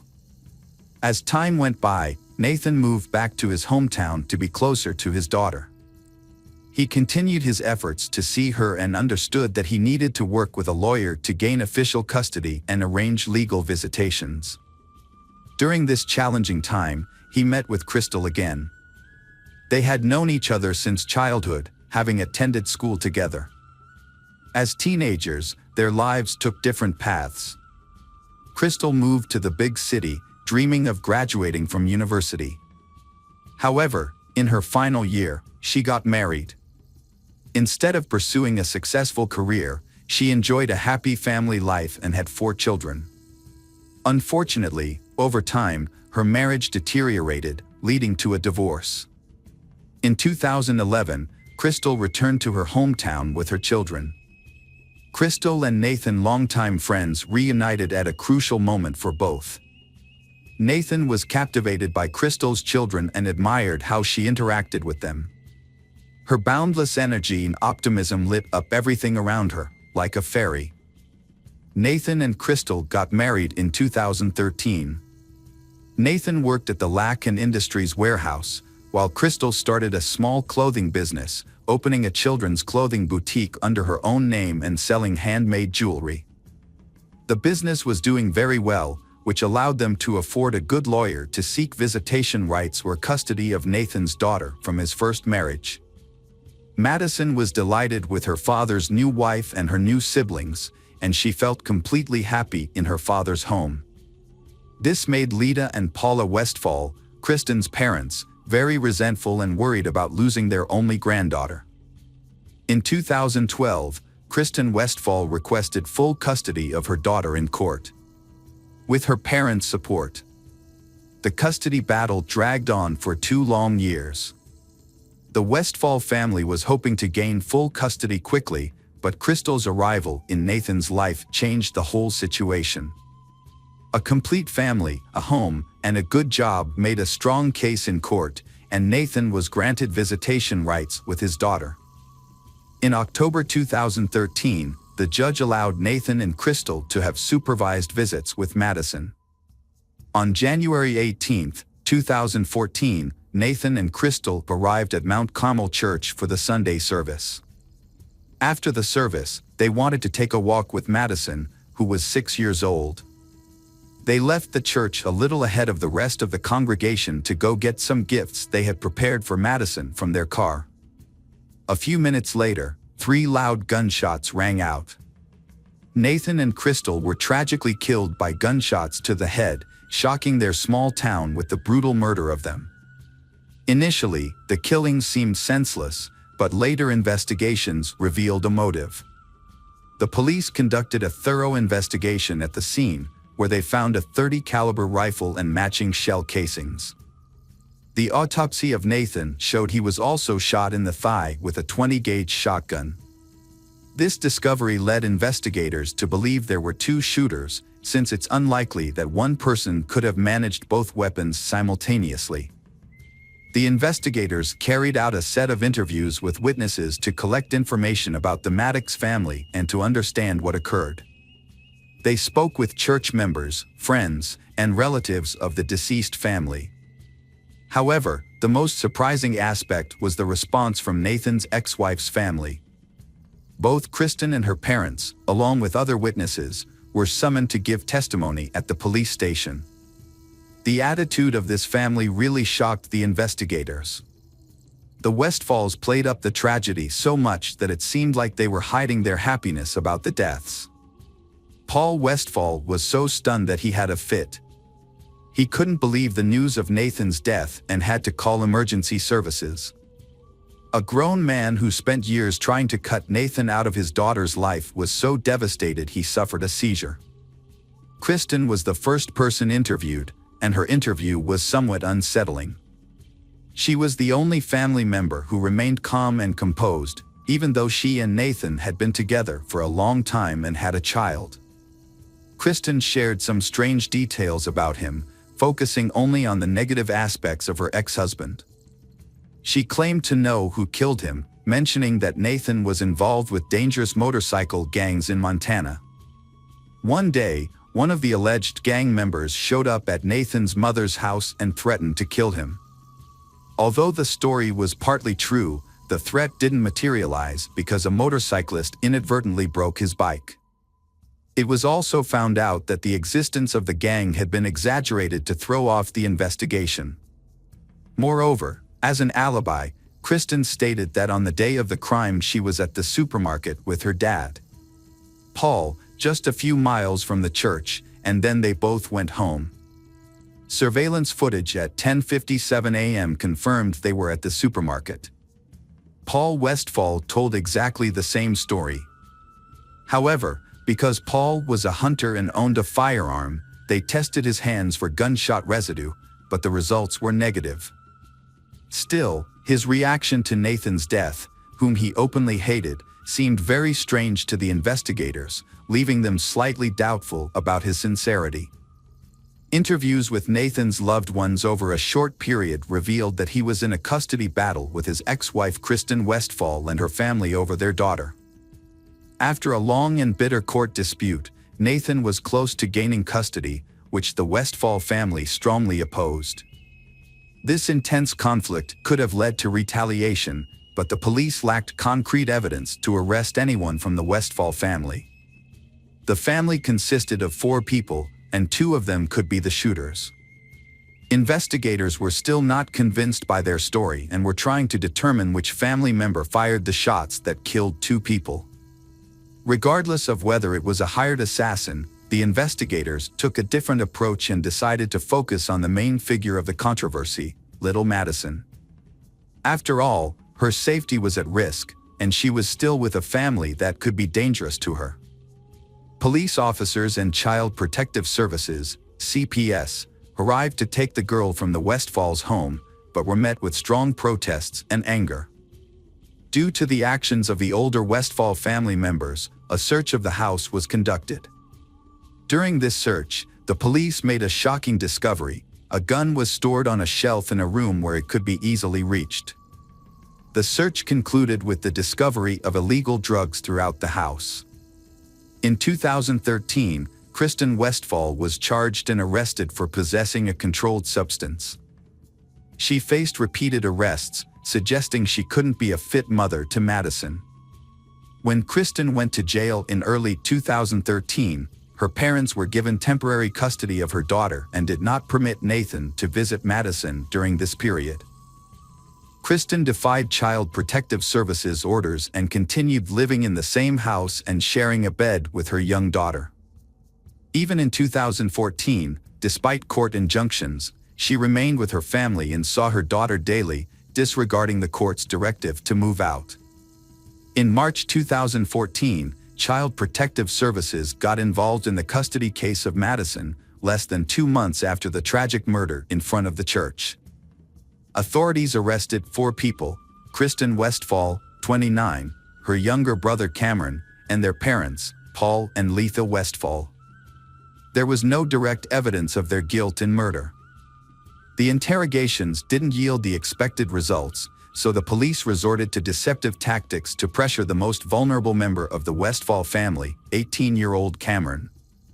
If his guilt was proven, he was told that all his family members would face life imprisonment and the direct perpetrators of the murder would receive the death penalty. Cameron was young and kind-hearted. He was really scared and quickly agreed to cooperate with the investigation, revealing all the details of what had happened. The crime against Nathan and Crystal turned out to be meticulously planned by the Westfall family to completely exclude Nathan from the role of a father.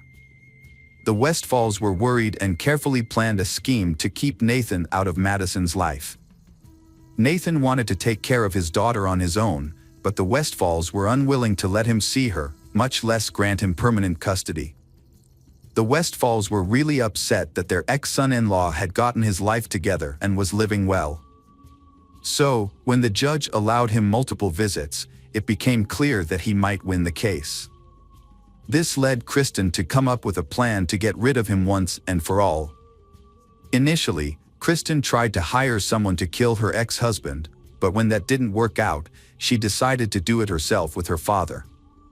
On Sunday afternoon, the family usually attended church, and January 18th was no different. Letha Westfall and little Madison drove to the service at the scheduled time.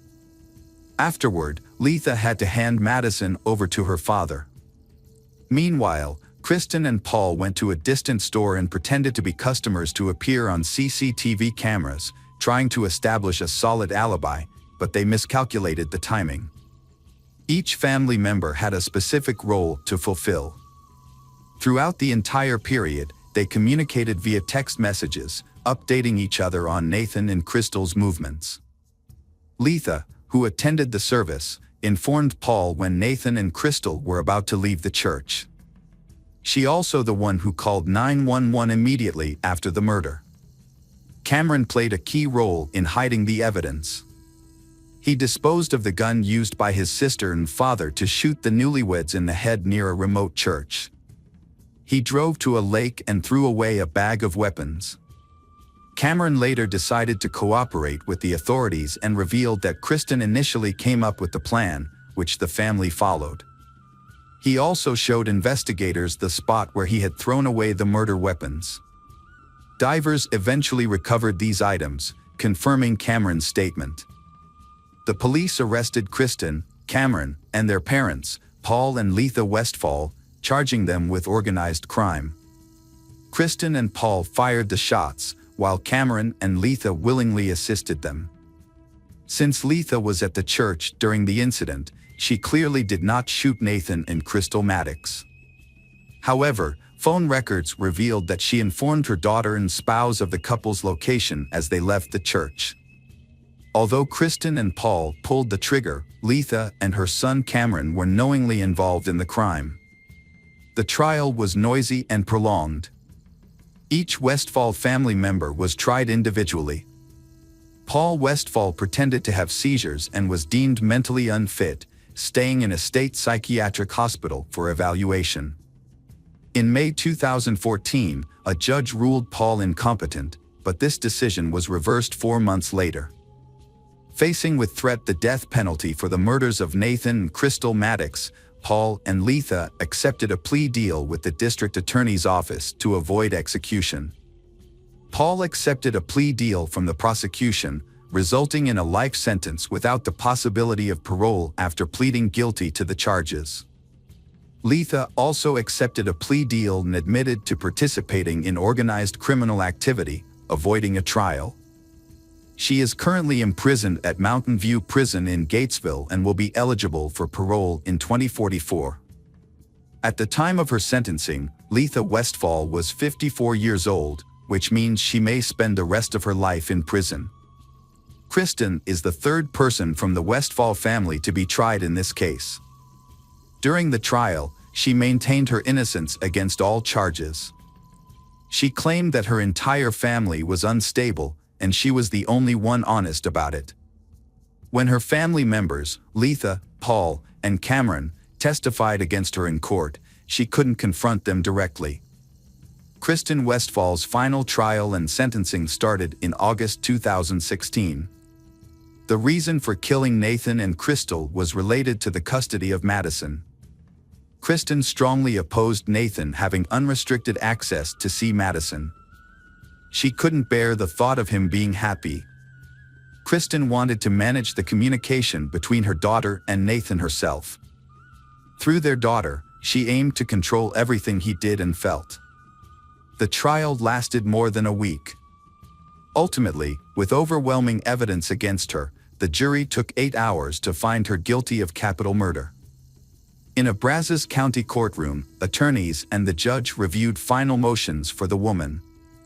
Kristen was sentenced to life in prison without the possibility of parole, nearly 9 months before her father pleaded guilty and received the same sentence in May 2017.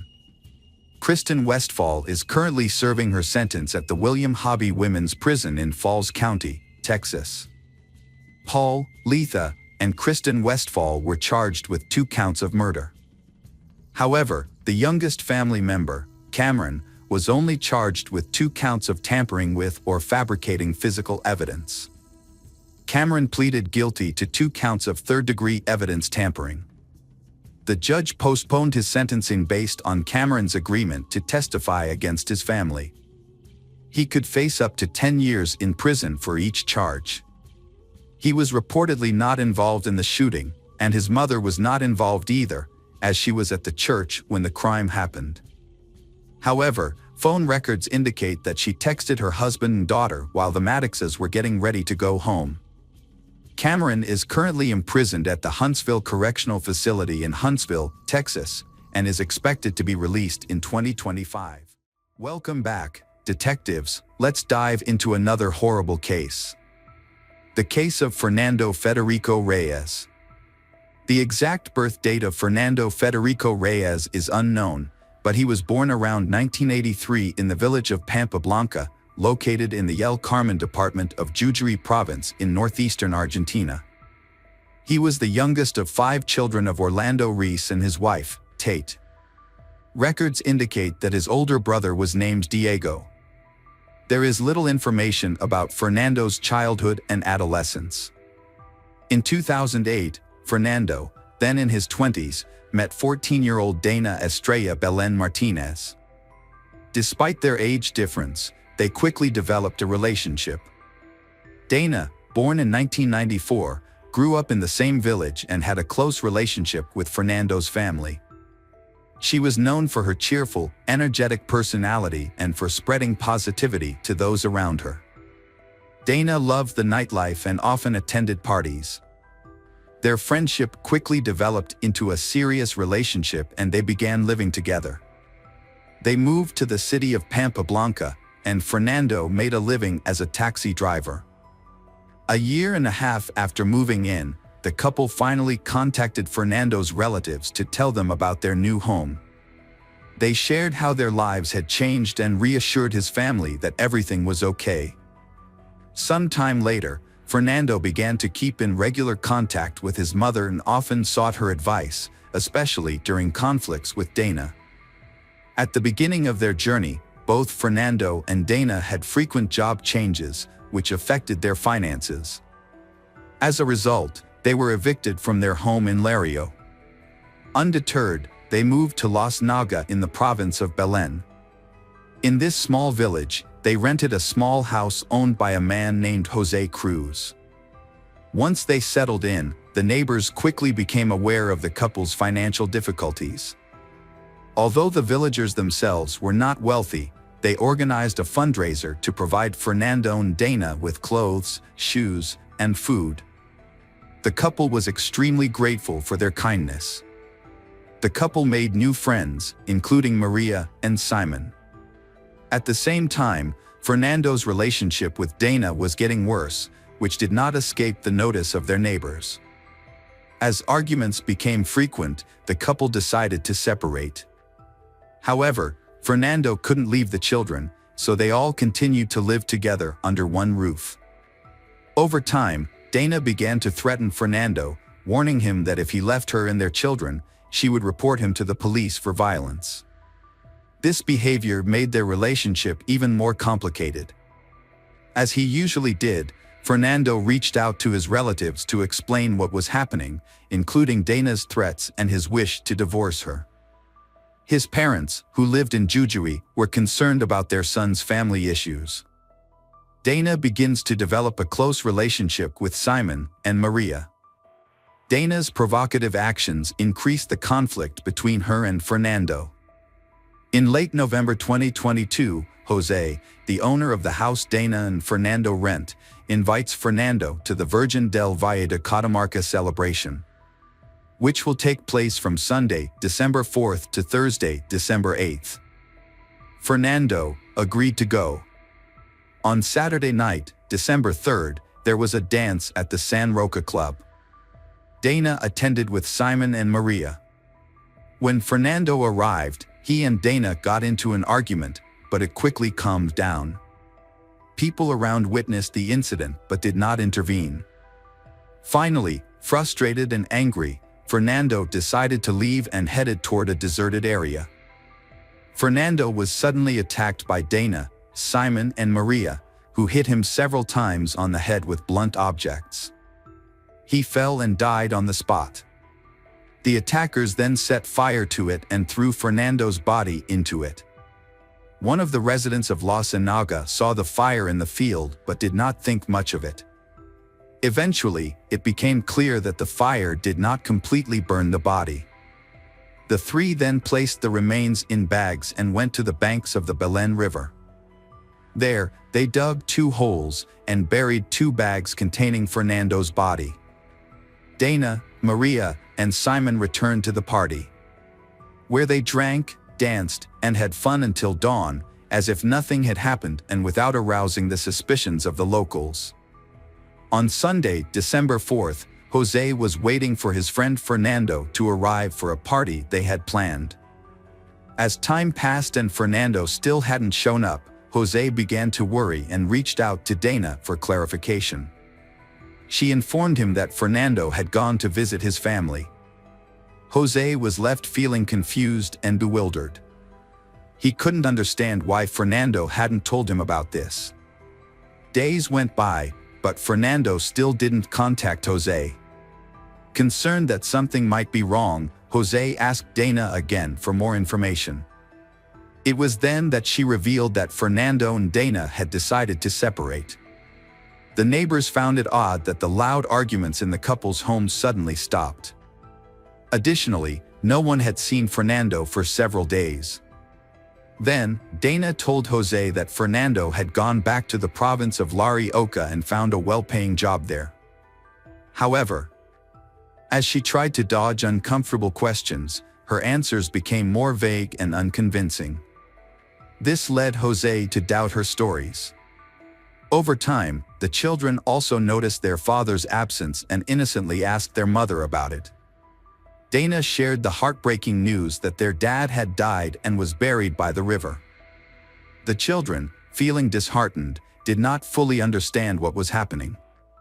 They began to bring flowers to the spot where their father had died. Jose decided to talk to the neighbors to gather information about Fernando's disappearance.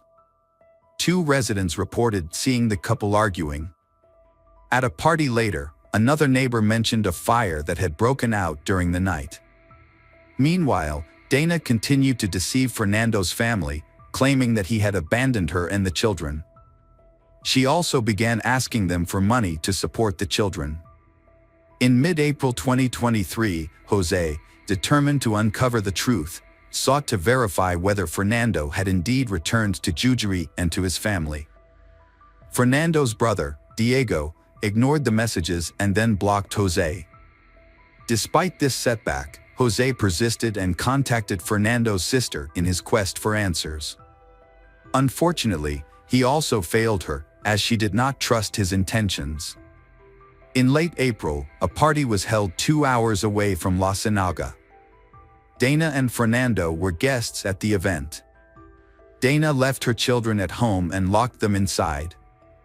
When she arrived at the party alone, the other guests became concerned because they had not seen Fernando since November, and he still had not shown up. Then Jose, the landlord, heard noises coming from the house. He had a spare key, so he decided to check inside. There, he found the small children left alone. One of the girls told him something that made him realize that he needed to call the police. On May 5, 2023, Jose reported Fernando missing. A large-scale search operation began shortly thereafter, involving police, forensic experts, and search dogs. The first day of the search yielded no results. Dana was taken to the police station for questioning. When the police arrived at her home, they were greeted by her eldest son, who told the same story as his sister. The police focused their search on the area near the river. During questioning, Dana maintained her previous statement about Fernando's trip to Jujuri, now claiming that he left because his brother Diego had died. To verify this claim, the police contacted Diego's relatives. After speaking with them, it became clear that Dana had lied, leading to her arrest on May 7th. The police focused their search on the location indicated by Fernando's son. They found a black plastic bag containing charred human remains approximately 160 to 165 centimeters tall and in a state of decomposition. Forensic doctors later confirmed that the remains were indeed human. The police sent the body to the forensic laboratory to confirm the identity of the deceased. This evidence prompted Dana to confess to the murder, especially when she was told that remaining silent could result in a life sentence. The interrogation, which was attended by prosecutor Marina, lasted about 8 hours. Dana attempted to explain her actions in a way that minimized her guilt, claiming that she had acted in self-defense. She said that Fernando, 39, had harassed her, causing her to hit him without intending to kill him. She had misjudged the force of her blows, and when she realized that she had accidentally killed Fernando, she panicked and decided to cover up the crime. In addition, she was quick to reveal the identities of her accomplices in the early stages of the investigation. On the morning of May 8, 2023, after questioning, the prosecutor charged Dana with murder. Dana was arrested at the Belém police station. Meanwhile, Maria and Simon were charged with murder. Both were detained at the Belém police station.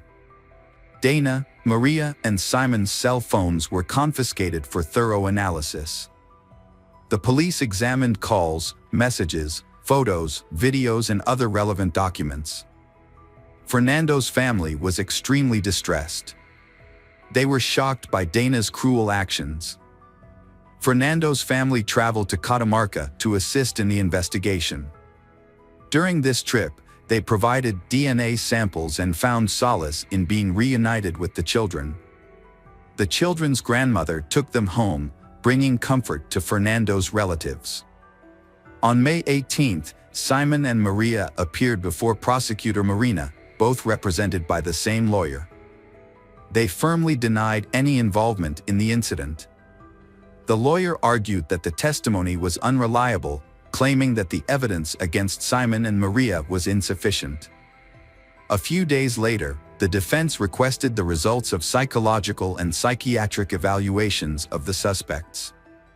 On May 31, the judge granted the request, resulting in the suspension of the preliminary hearing. Prosecutor Marina requested that Dana, Simon, and Maria remain in custody until a trial date is set, given the seriousness of the crimes. Fernando's family attended the hearing to support the prosecution, represented by a lawyer. The hearing was originally scheduled for June 13, 2023, but was postponed and the next tentative date is currently unknown. Dana, Simon, and Maria, who are accused of murdering Fernando, will face justice for their actions. Fernando's relatives hope for a fair outcome. Hello, crime enthusiasts, are you ready for another chilling investigation? The case of Monica McCarrick. Tori and her twin sister Lily Ball were born in September 2007 to parents Monica McCarrick and Michael Ball, who lived in San Diego, California. Their relationship was difficult from the start, partly due to their 10-year age gap. Monica struggled with substance abuse, which often led to her run-ins with the police. In 2006, she was arrested for domestic violence and given probation, but her aggressive behavior continued, eventually leading to the couple's divorce. Following the split, Michael filed for custody of the twins in 2009. Monica's life took a new turn. She began dating Robert Paulson, her first love. They had been friends for over 10 years and their long-distance relationship began on Thanksgiving Day 2009 when Monica discovered her ex's social media page and contacted him. They began communicating as friends. However, Robert was in a relationship with another girl named Jill. In April 2010, a tragic event occurred when Jill took her own life with Robert's gun. Robert had a passion for guns and owned a collection that included a samurai sword and an agile rifle. After this heartbreaking incident, Monica supported Robert through his grief and they became closer, eventually starting a romantic relationship. In May 2010, Monica and the children moved to Pennsylvania. Their romance progressed quickly, leading to their engagement just days later. Monica was very happy during this time. She became a devoted mother, worked as a manager at a dental office, and pursued further education. Robert was also happy, and it seemed like their lives were improving. Unfortunately, this story would not have a happy ending. In August 2010, Monica and Robert moved to California while still planning their wedding. They rented an apartment in a residential area in Fairfield. Monica was looking for a school for her daughters and had obtained her license to practice dentistry. Robert supported her and admired her dedication as a mother to ensuring a good future for her daughters. He appreciated her calm demeanor. Robert worked for a film crew, which required him to travel for filming, resulting in him being absent for long periods of time. On September 9, 2010, just a month after moving to California, Robert was called away on a long business trip to film a movie in Minnesota. This left him with no choice but to leave, which upset Monica. She was not ready to let him go, as she still had unresolved issues from the move and wanted to improve their life together. Monica nevertheless agreed to let Robert go on the business trip. At first, everything seemed fine, but about 3 weeks after he left, Robert began to notice that Monica's behavior had changed significantly. She began to act very strangely. Monica discovers a script written by Robert that depicts a horror story about a man who chases children down a beach, ultimately leading to their deaths. Monica understands that the script is about her family and fears for her children's safety. However, Robert denied all of this. Robert insisted that it was a work of fiction related to his work. Throughout Robert's business trip, Monica frequently brought up her concerns in conversation. Eventually, she began to claim that Robert's previous girlfriend had died because of him. Monica suspected that Robert was involved with another woman at the time and believed that his affair contributed to his ex-girlfriend's tragic decision. Robert spent hours on the phone and texting Monica to calm her down. Unfortunately, this only worked for a short time before she began to express new suspicions. People who came into contact with her during this time noticed her paranoid behavior. Monica wanted Robert to stay home and objected to his long business trips. Robert reassured her that his trip to Minnesota would be over soon and that she was eagerly awaiting his return. On the day before his return, Robert's manager informed him that he would need to stay in Alaska for another 5 to 10 days to finish filming, as they had found the ideal location for some of the missing scenes. When he shared this news with Monica, she became extremely upset. She tried her best to convince him to return home with her and the children, saying that she could not handle the situation on her own. Although she pleaded for help, Robert felt helpless and asked her to be patient a little longer. Monica was not completely alone, her family supported her. However, Robert noticed that her mental state seemed unstable. Her friends, who remained in contact with her during this time, often mentioned this in their conversations. On September 25, Monica contacted her friend Regina, expressing that she feared for her life. Monica truly believed that Robert and his mother might harm her. She asked Regina to contact the police if anything happened to her. That same day, Monica contacted her friend Maritza to express her concerns about Robert and his family. She stressed that she felt unsafe and feared for the safety of her children. Maritza called her to discuss the matter further. During the conversation, Monica shared that her suspicions were related to a script Robert had written that depicted a murder involving a woman and her children. Maritza reassured Monica, and for a moment things seemed to calm down, but the calm did not last long. Maritza received another alarming text message 3 days later, on September 29th. In this message, Monica claimed that someone wanted to kidnap her children and harm her. She also contacted another friend, Pamela, expressing her fear that Robert intended to harm her. Monica was genuinely afraid for her safety, but she also hoped that her fears were paranoid. She stressed that if she or her children went missing, it was important to contact the police and hold Robert accountable. Unfortunately, Pamela was unable to visit Monica this time because she was in another city visiting her mother. The conversation ended with Monica declaring her intention to go to the police to prove Robert's involvement in the murder of his ex-girlfriend, Jill. However, many of her text messages were inconsistent. She expressed stress about raising her children, feeling overwhelmed by having to deal with the problems on her own. This confused the Pamela, who knew that Robert worked hard to provide for the family. At the same time, Monica often mentioned her desire to be free, to relax, and to enjoy herself. Michael often took the Tori and Lily out, giving Monica a chance to relax. She also had many friends and family to lean on. Not everyone was able to respond immediately to Monica when a problem arose, but they were able to reach her within a few hours to offer their support. They constantly help her. Friends and acquaintances noted that in Pennsylvania, Monica was much calmer and handled everyday problems well, even when she was alone. However, when she moved to California, where all her relatives and friends lived, she became panicky about Robert's absence. From September 29th to October 4th, 2010, Monica and her children traveled to San Diego to visit their mother. During this visit, she shared a script written by Robert, which frightened her. She was also concerned about the many weapons stored in the home.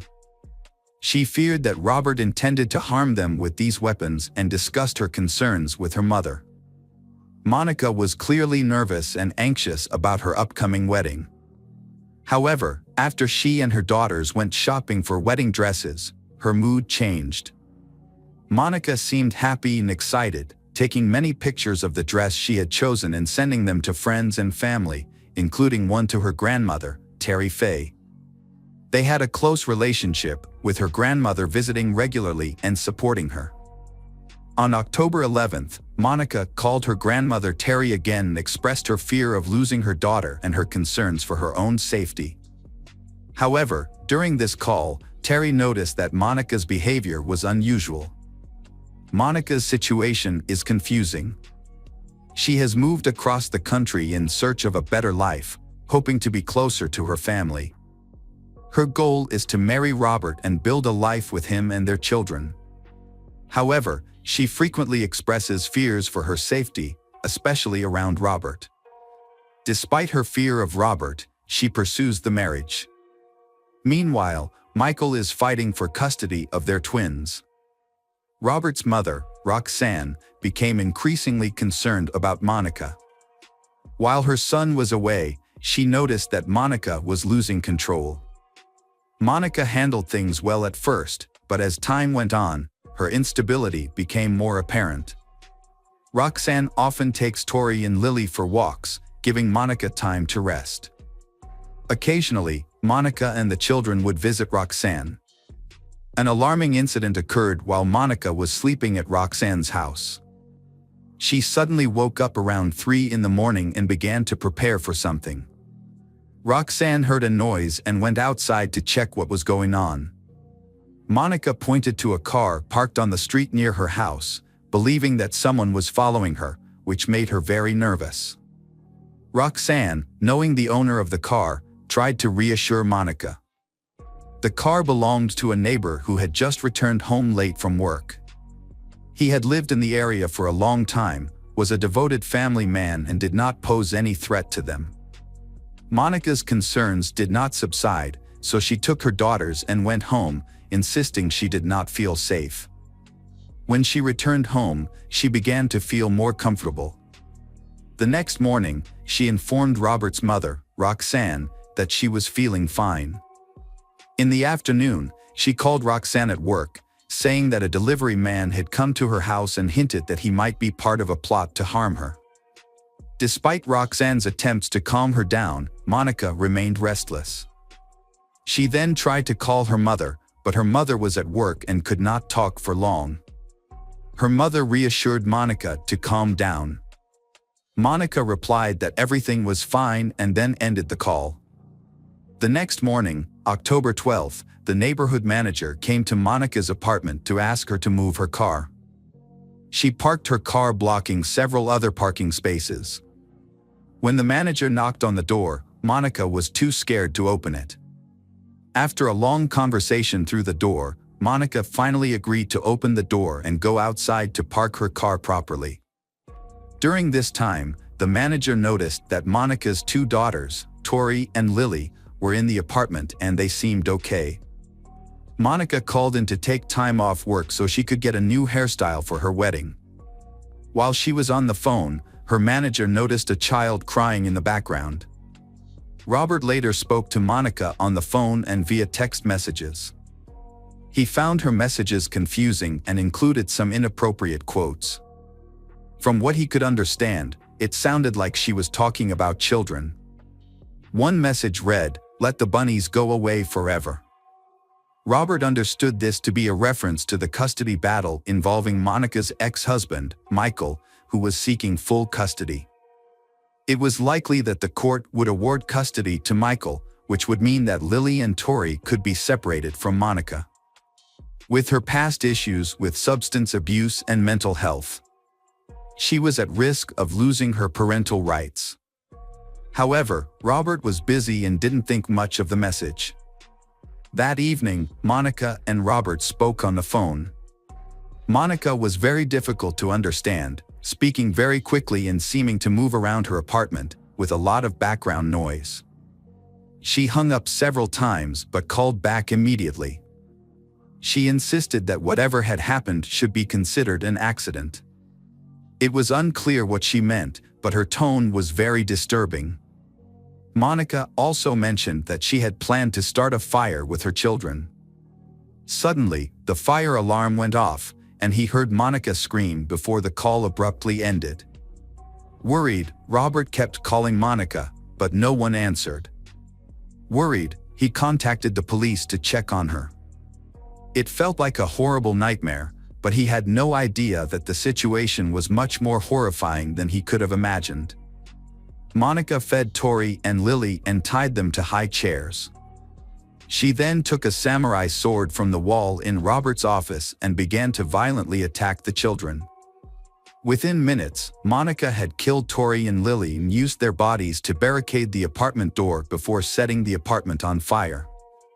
The neighbors only heard the children's short cries and some noises, which did not arouse any suspicion. When the fire alarm rang, it was too late. The downstairs neighbor noticed smoke coming from the apartment above and called the police.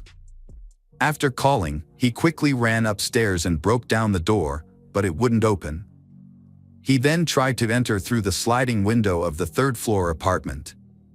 Luckily, he was able to reach the window and get in. The room was filled with thick smoke, making it difficult to see. When the neighbor entered the area where the tragic incident with the children took place, the entire floor was covered in blood, and there was a sword and a medicine bottle on the ground, which could have been the murder weapon. Unfortunately, it was too late to save Tori and Lily.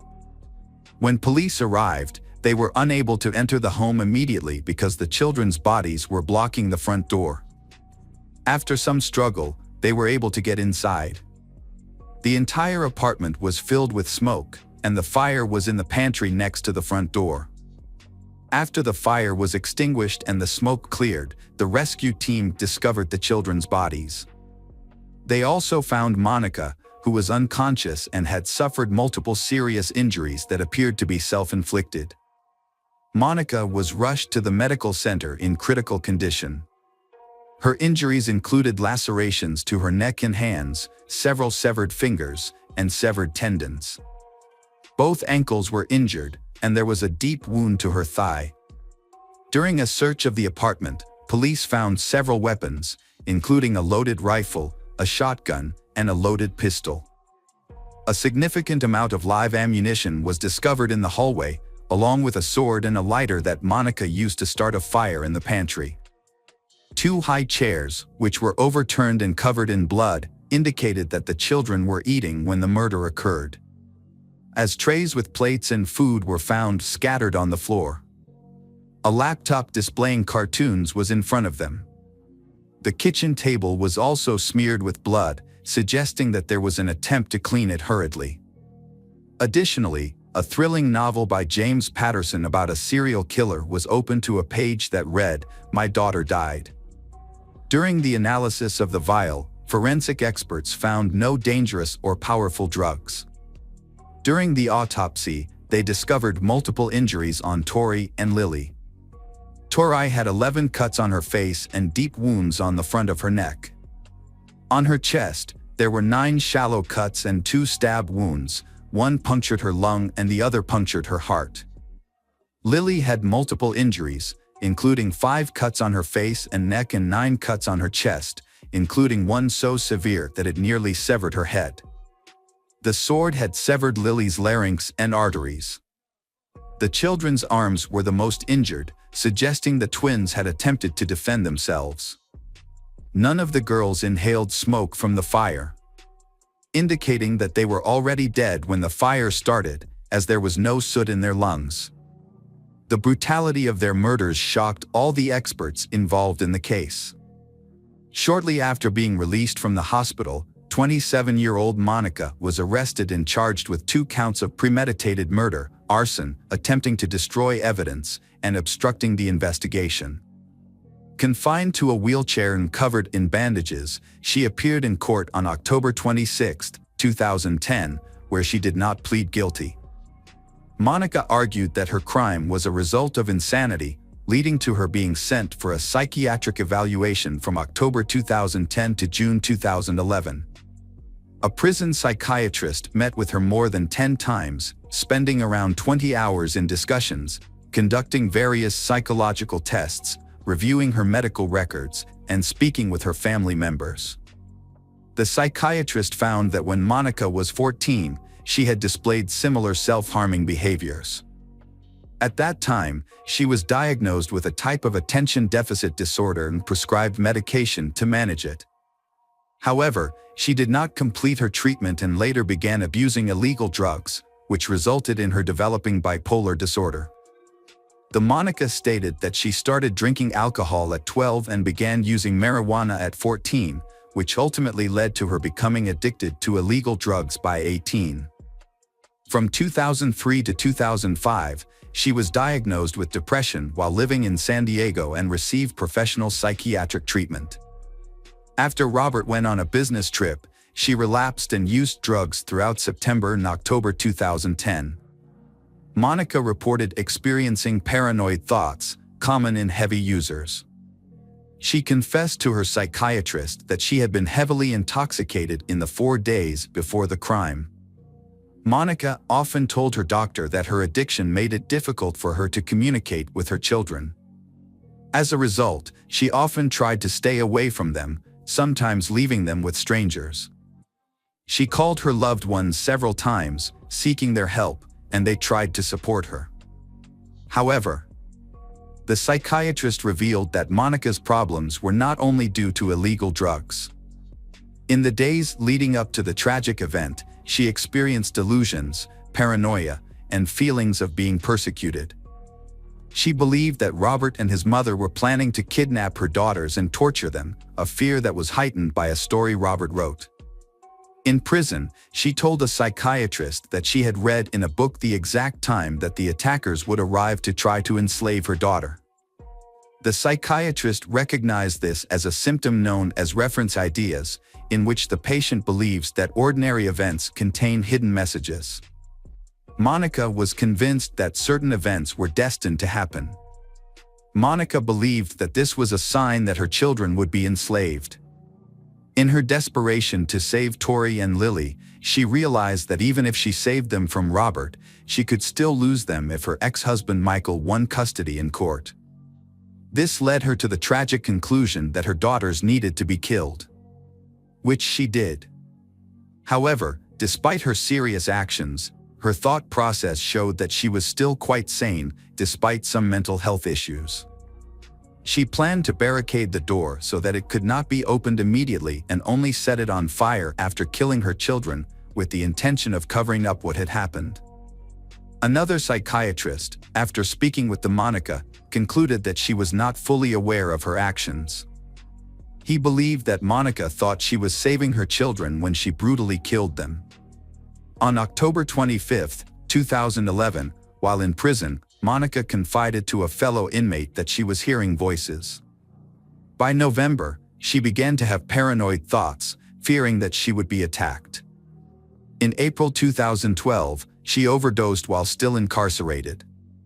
Monica reported using illegal drugs, and prison guards observed that she drank up to 12 cups of coffee a day, which worsened her mental state. She frequently expressed concerns about threats to her life from prison gangs and often attempted to communicate with doctors and other professionals. But her reports were inconsistent, unclear, and sometimes completely false. Her psychological evaluation hearings dragged on. Michael attended the trial and asked not to show mercy to the Monica who'd taken the lives of the babies. The final decision was up to the jury. After hours of deliberation, they concluded that Monica had intentionally killed Tori and Lily. On June 15, 2012, Monica McCarrick was convicted of first-degree murder. The jury sentenced Monica to 2 consecutive life terms in state prison without the possibility of parole. During her trial, she cried. She told the court that she was praying for everyone's well-being despite her own deteriorating condition. Monica expressed that she loved her daughters. Monica is currently serving her sentence in a California prison and has attempted to appeal her sentence multiple times. On August 22, 2019, an online petition was started, urging the governor of California to overturn Monica's sentence.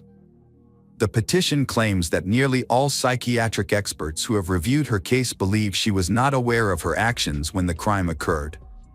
However, as of now, only 144 people have signed the petition, and Monica is still incarcerated. Hello friends, welcome to our channel. Today we're going to take a look at another horrible case with you. The case of Victoria Nasirova. On September 2, 2016, police received a call from Olga Tsvik, 35, a Ukrainian immigrant who worked as a beautician, who reported that several valuables had gone missing from her bedroom. She explained to police that she had recently been to the hospital, where she experienced severe dizziness and nausea, with occasional loss of consciousness. Even after returning home, she continued to appear distracted. During the investigation, the police conducted a detailed interrogation of Olga. She recalled a recent troubling encounter with a client named Victoria Nasirova, who came to her home and insisted on urgent eyelash extensions. Victoria had been in contact with the salon before and often acted as if she and Olga were friends. However, on that day, Victoria asked to come to Olga's home to get eyelash extensions. Olga explained that she only worked at the salon and did not accept home customers, but Victoria deliberately ignored her explanation and insisted on urgent eyelash extensions, and Olga finally agreed. Olga later told the police that Victoria had tried to ask her out several times, but she had refused. Another notable detail was that Victoria looked very similar to Olga, which often made Olga feel uncomfortable. During the investigation, it was discovered that Victoria had shown up at Olga's apartment with 3 pieces of cheesecake from the best local bakery. Victoria ate 2 and insisted that Olga have a third, to which Olga eventually agreed. After a brief tea party with cheesecakes, Olga felt unwell. Once Victoria left, Olga became extremely nauseous and lost consciousness for about 30 minutes. When she woke up, she called 911 and was taken to the hospital by ambulance. However, the doctors found nothing wrong in her blood tests. Upon returning home, Olga discovered that some of her valuables were missing, and reported the theft to the police. Police were initially skeptical of her story, suspecting that Olga may have been under the influence of drugs, which were causing her to hallucinate. Her unusual behavior and appearance contributed to their suspicions. Police concluded that her account of the incident, including her reference to a woman who resembled her, was likely fabricated. Olga firmly denied using drugs and presented her argument convincingly. She believed that her issues stemmed from a piece of cheesecake she had eaten, suggesting it might have been poisoned. The police quickly inspected the scene and discovered a box from a local bakery in the trash. Olga identified the box as the cheesecake Victoria had brought. The police collected it as evidence because it still had crumbs left inside. Analysis of the cheesecake could determine whether it was the cause of Olga's problems. The examination of the cheesecake revealed no abnormalities. Despite this, the Olga insisted that the dessert was the reason for her illness. She mentioned that she had visited the hospital, where doctors examined her but found nothing unusual. In response to inquiries about her condition and the tests conducted, police contacted the hospital. However, the doctors declined to share information due to privacy policies. The police interpreted this refusal as further evidence to doubt the Olga's claims. Additionally, they could not locate the client mentioned by Olga, leading to a postponement of the case until more information becomes available. A neighbor provided details after noticing a suspicious woman near Olga's apartment the following day.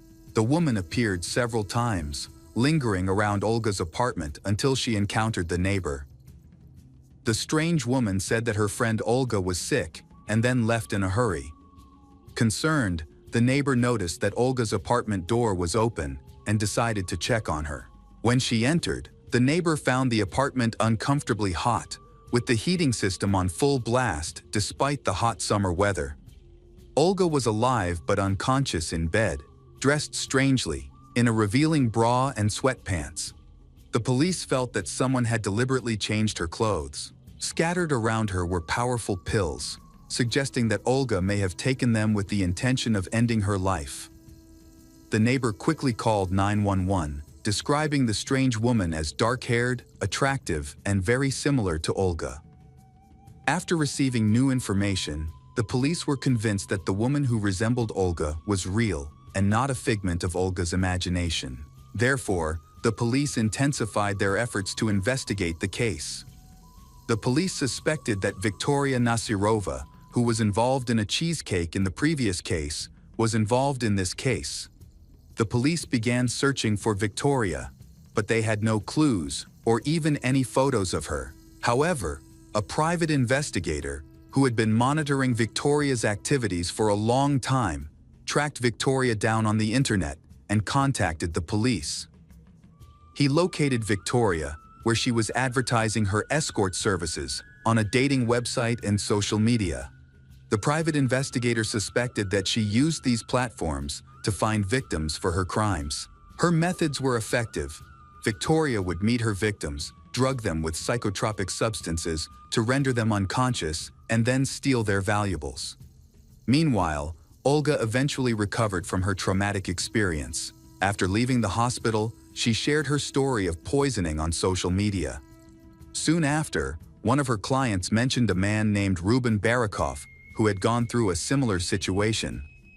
Ruben owned a dry cleaning business and had met a woman named Victoria on a Russian dating site a few months before Olga suffered cheese poisoning. Victoria had invited Ruben to her home, bragging about her cooking skills. He accepted the invitation, but as soon as he tasted her food, he passed out. Victoria then rummaged through his pockets, taking an expensive watch, cash, and cards. Ruben was under the influence of a powerful psychoactive substance and truly believed that it had nearly killed him. Victoria then took him to a dry cleaner's. She explained to Ruben's colleagues that he was drunk and she left. When Ruben regained consciousness, he realized that he had been robbed. The private investigator suspected the situation was much more serious and that the two victims were lucky to be alive. In 2017, he worked with a client from Russia who asked him to help track down a dangerous criminal. Nadia Ford contacted the private investigator after her biological mother, Alla Alexienko, went missing. Nadia currently lives in New York, USA, but was born in Russia. Nadia, who is from Krasnodar, was raised by her mother, Alla, who worked hard to provide for her children. Nadia had dreamed of living in the United States since she was a child, and her dream came true when she came to study in America in 2007. While there, she met a man, married him, and took his last name, Ford. However, their marriage did not last, and they eventually divorced. Nadia chose to stay in the United States and successfully built her life there. She kept a close relationship with her mother, Alla, who was living alone at the time. Alla sold her house and then moved to a new apartment. In early 2013, after moving into a new apartment, Alla had a new neighbor named Victoria Nasirova. Despite the significant age difference, Victoria quickly became friends with Alla. Alla shared stories about her daughter's life in the United States, which sparked Victoria's interest in visiting America and meeting Nadia. Alla then arranged for them to meet. In September 2013, Victoria went to New York, where she met Nadia, and they became close friends. Nadia was a kind and pleasant woman. Victoria sought her advice on how to stay in the United States, and Nadia shared a few tips. However, Victoria's plans did not work out, and she eventually returned to Russia. Despite this, she maintained a close relationship with Alla. In the fall of 2014, Victoria planned another trip to the United States, and she told Alla that she could help send gifts to Nadia. Trusting Victoria, Alla happily agreed. Alla then brought $6,000 in cash and valuables, including 2 expensive mink coats, to send to Nadia. Victoria then repeatedly postponed her trip to the United States for various reasons, leaving Alla worried about whether she would actually go and what would happen to her gifts. Worried, Alla called her daughter Nadia to express her concerns. Nadia reassured her mother and suggested that she ask Victoria to return her belongings. On October 4, 2014, Alla called Nadia with the good news that she had finally spoken to Victoria, who agreed to return her valuables. However, this never happened, and Alla soon disappeared. Nadia kept calling her mother, but she didn't answer. This was unusual since they were in contact every day. Worried, Nadia contacted Victoria to ask about her mother. Victoria confirmed that she had seen Alla, and they had talked and had tea together. Victoria then left, never saw Alla again. Victoria mentioned that Alla was planning to go somewhere, but she didn't know where.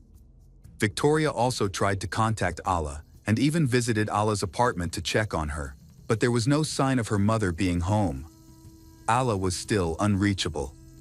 After a few days, Nadia and her brother received a number of unusual text messages from an unknown number, supposedly from their mother Alla. The messages stated that there was no need to look for her because she was happy. However, the way the messages were written was inconsistent with Alla's style, which raised their concerns. Nadia realized that something was definitely wrong and decided to book the next flight to Russia to assist in the investigation into her mother's disappearance. Upon arriving in Krasnodar, Nadia went to her mother's apartment, but it was stripped of valuables that Victoria was supposed to return. There was no trace of her mother.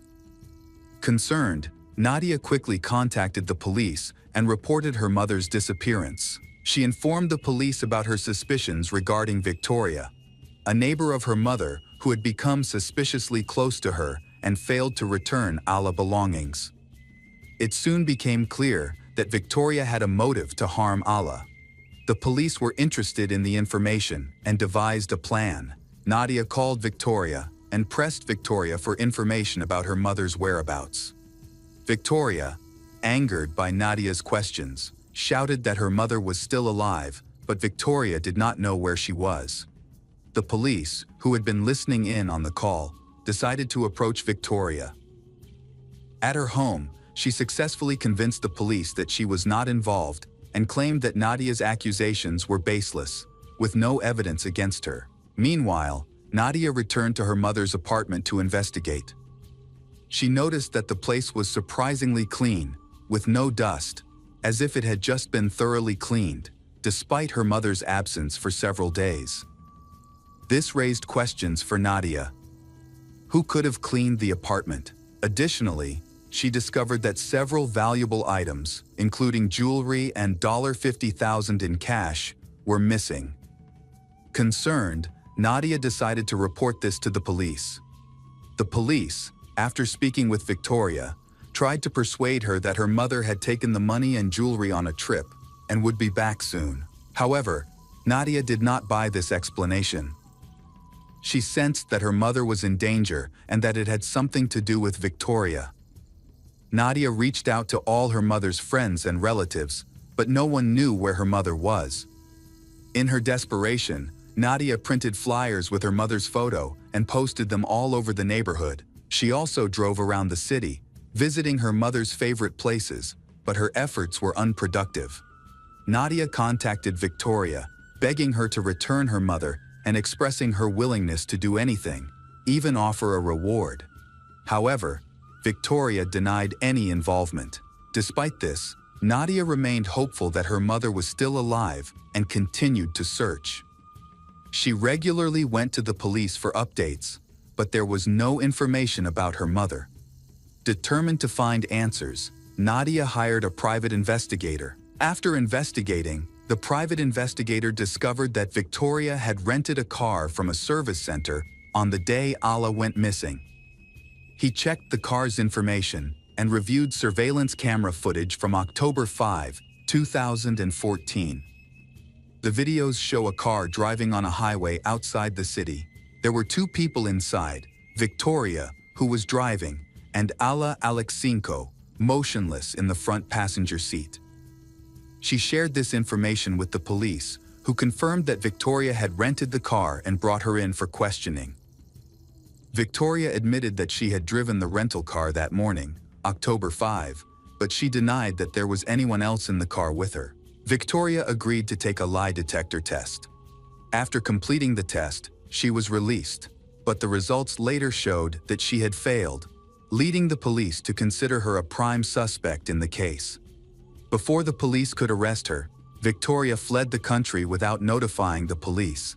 They began searching for Victoria. Nadia remained in Russia for another 6 months to assist in the investigation, holding out hope that her mother was still alive. She also contacted Interpol for help in finding Victoria. Police traced the rental car to a dense forest in Armavir, which turned out to be Victoria's hometown. This is where the search for Alla began. Nadia's hopes of her mother's safe return were dashed in April 2015, when police informed her of the tragic news. Her charred remains were found in the same forest, about a 3-hour drive from where Alla went missing. Nadia was able to identify her mother through her dental records, as the rest of her body was badly burned and unrecognizable. The cause of death could not be determined. Following the identification, an arrest warrant was issued for Victoria Nasirova, and her case was referred to Interpol. After her mother's funeral in Krasnodar, Nadia returned to the United States. She found it difficult to cope with her mother's death and was unable to work for a long period. Eventually, she gathered her strength and made a promise to her mother that she would seek justice and ensure that those responsible for Alla's death would be punished. One day, Nadia discovered a photo of Victoria on social media. The wanted woman was showing off her lavish lifestyle in Mexico. After discovering this, Nadia contacted the U.S. police to report Victoria's whereabouts, and they began an investigation. At this point, Nadia hired one of the top private detectives in the United States to speed up the investigation. A wealthy friend of Nadia covered the cost of the detective's services, which she could not afford since she had not been working for several months while searching for her mother. The private detective thoroughly examined Victoria's social media photos and was able to confirm that she was already in the U.S. One of the selfies, taken while wearing sunglasses, showed a reflection of a car's dashboard. After examining hundreds, even thousands of cars. The private investigator determined it was a Chrysler 300. The private investigator was able to determine that the last photos were taken in Sheepshead Bay, a neighborhood in Brooklyn, New York. By checking a database of cars in that area, he was able to narrow down his search and identify a suspect. He discovered that Victoria was living with her boyfriend in an apartment complex just 5 blocks from Nadia, and that the Chrysler was registered to her new boyfriend. Victoria was probably unaware that the case had escalated to the point where Interpol had a global warrant for her arrest, which is why she felt safe posting her photos online. The private investigator located the boyfriend and contacted him. It was discovered that he had been poisoned by Victoria. She followed her usual methods of poisoning her boyfriend and even poisoned his beagle, which unfortunately died. Victoria's freedom poses a danger, as her potential victims could increase. The police searched Victoria's apartment and discovered Olga Tzvik's identity card. This discovery sheds light on why Olga was targeted by Victoria. Victoria needed money and valuables, but she also needed an ID that, with her temporary visa about to expire, she was looking to use someone else's ID to avoid returning to Russia, where she would have to stand trial. Police believe she intended to kill Olga, the real owner of the passport, to steal their identity. Fortunately, Olga survived thanks to the quick action of a neighbor. Additionally, the box containing the remains of the cheesecake was sent for analysis, marking a significant breakthrough in the investigation. The investigation returned to the lab, where researchers analyzed the cheesecake. It was determined that Victoria had used a sedative, but she had used a higher dose, which rendered her victims unconscious. Olga was lucky to survive after eating the cheesecake. The high temperature in her apartment was no accident. Heat amplifies the effects of the drug and can even be fatal. Victoria apparently knew this, so she increased the temperature in the house and tried to dress Olga in warmer clothes. But luckily, Olga was discovered by neighbors in time. After her arrest, Victoria denied all allegations against her, including the murder of Alla, who was Nadia's mother. She also rejected claims that she attempted to murder Olga Tzvik and other victims. Victoria had previously been a suspect in the theft of 2 fur items in May 2016, but that case did not progress. Additional incidents emerged involving her in thefts, where she would meet men online, visit their homes, drug them, and rob them. Most of the men chose not to report these crimes to the police due to concerns about publicity, allowing Victoria to evade consequences. The trial was delayed for a long time. The case finally went to court in January 2023, attracting considerable media and public attention. Victoria chose not to testify at the trial and remained silent. The court could not discuss the details of Alla's death because it happened in another country. Victoria's defense argued that there was no evidence that Victoria had poisoned the cheesecake and forced Olga to eat it. Victoria herself ate 2 pieces in front of Olga and had no problems. The prosecution then argued that Victoria had only added poison to 1 piece of cheesecake, specifically the 3rd piece she offered Olga. She ate the other 2 pieces without the poison. This misled Olga. After a lengthy deliberation, the jury found Victoria Nasirova guilty of 2nd-degree murder. Although the maximum sentence for the crime is 25 years, the judge shortened her sentence to 21 years. By law, she could apply for parole after serving 15 years. Victoria faced harsh prison life.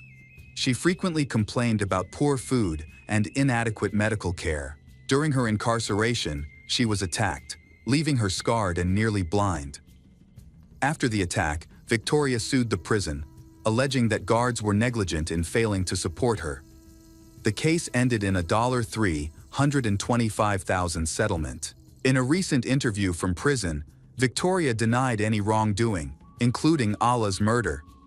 She claimed that she had nothing to do with poisoning beautician Olga with the cheesecake, explaining that she had eaten the cheesecake herself and had not become ill. Victoria said that she had only shared a piece of cheesecake with Olga and had not forced her to eat it. After completing her prison sentence in the United States, Victoria will be deported to Russia, where she will face trial for Allah's murder. Her daughter Nadia said she was relieved that Victoria was in prison and would not be able to escape justice.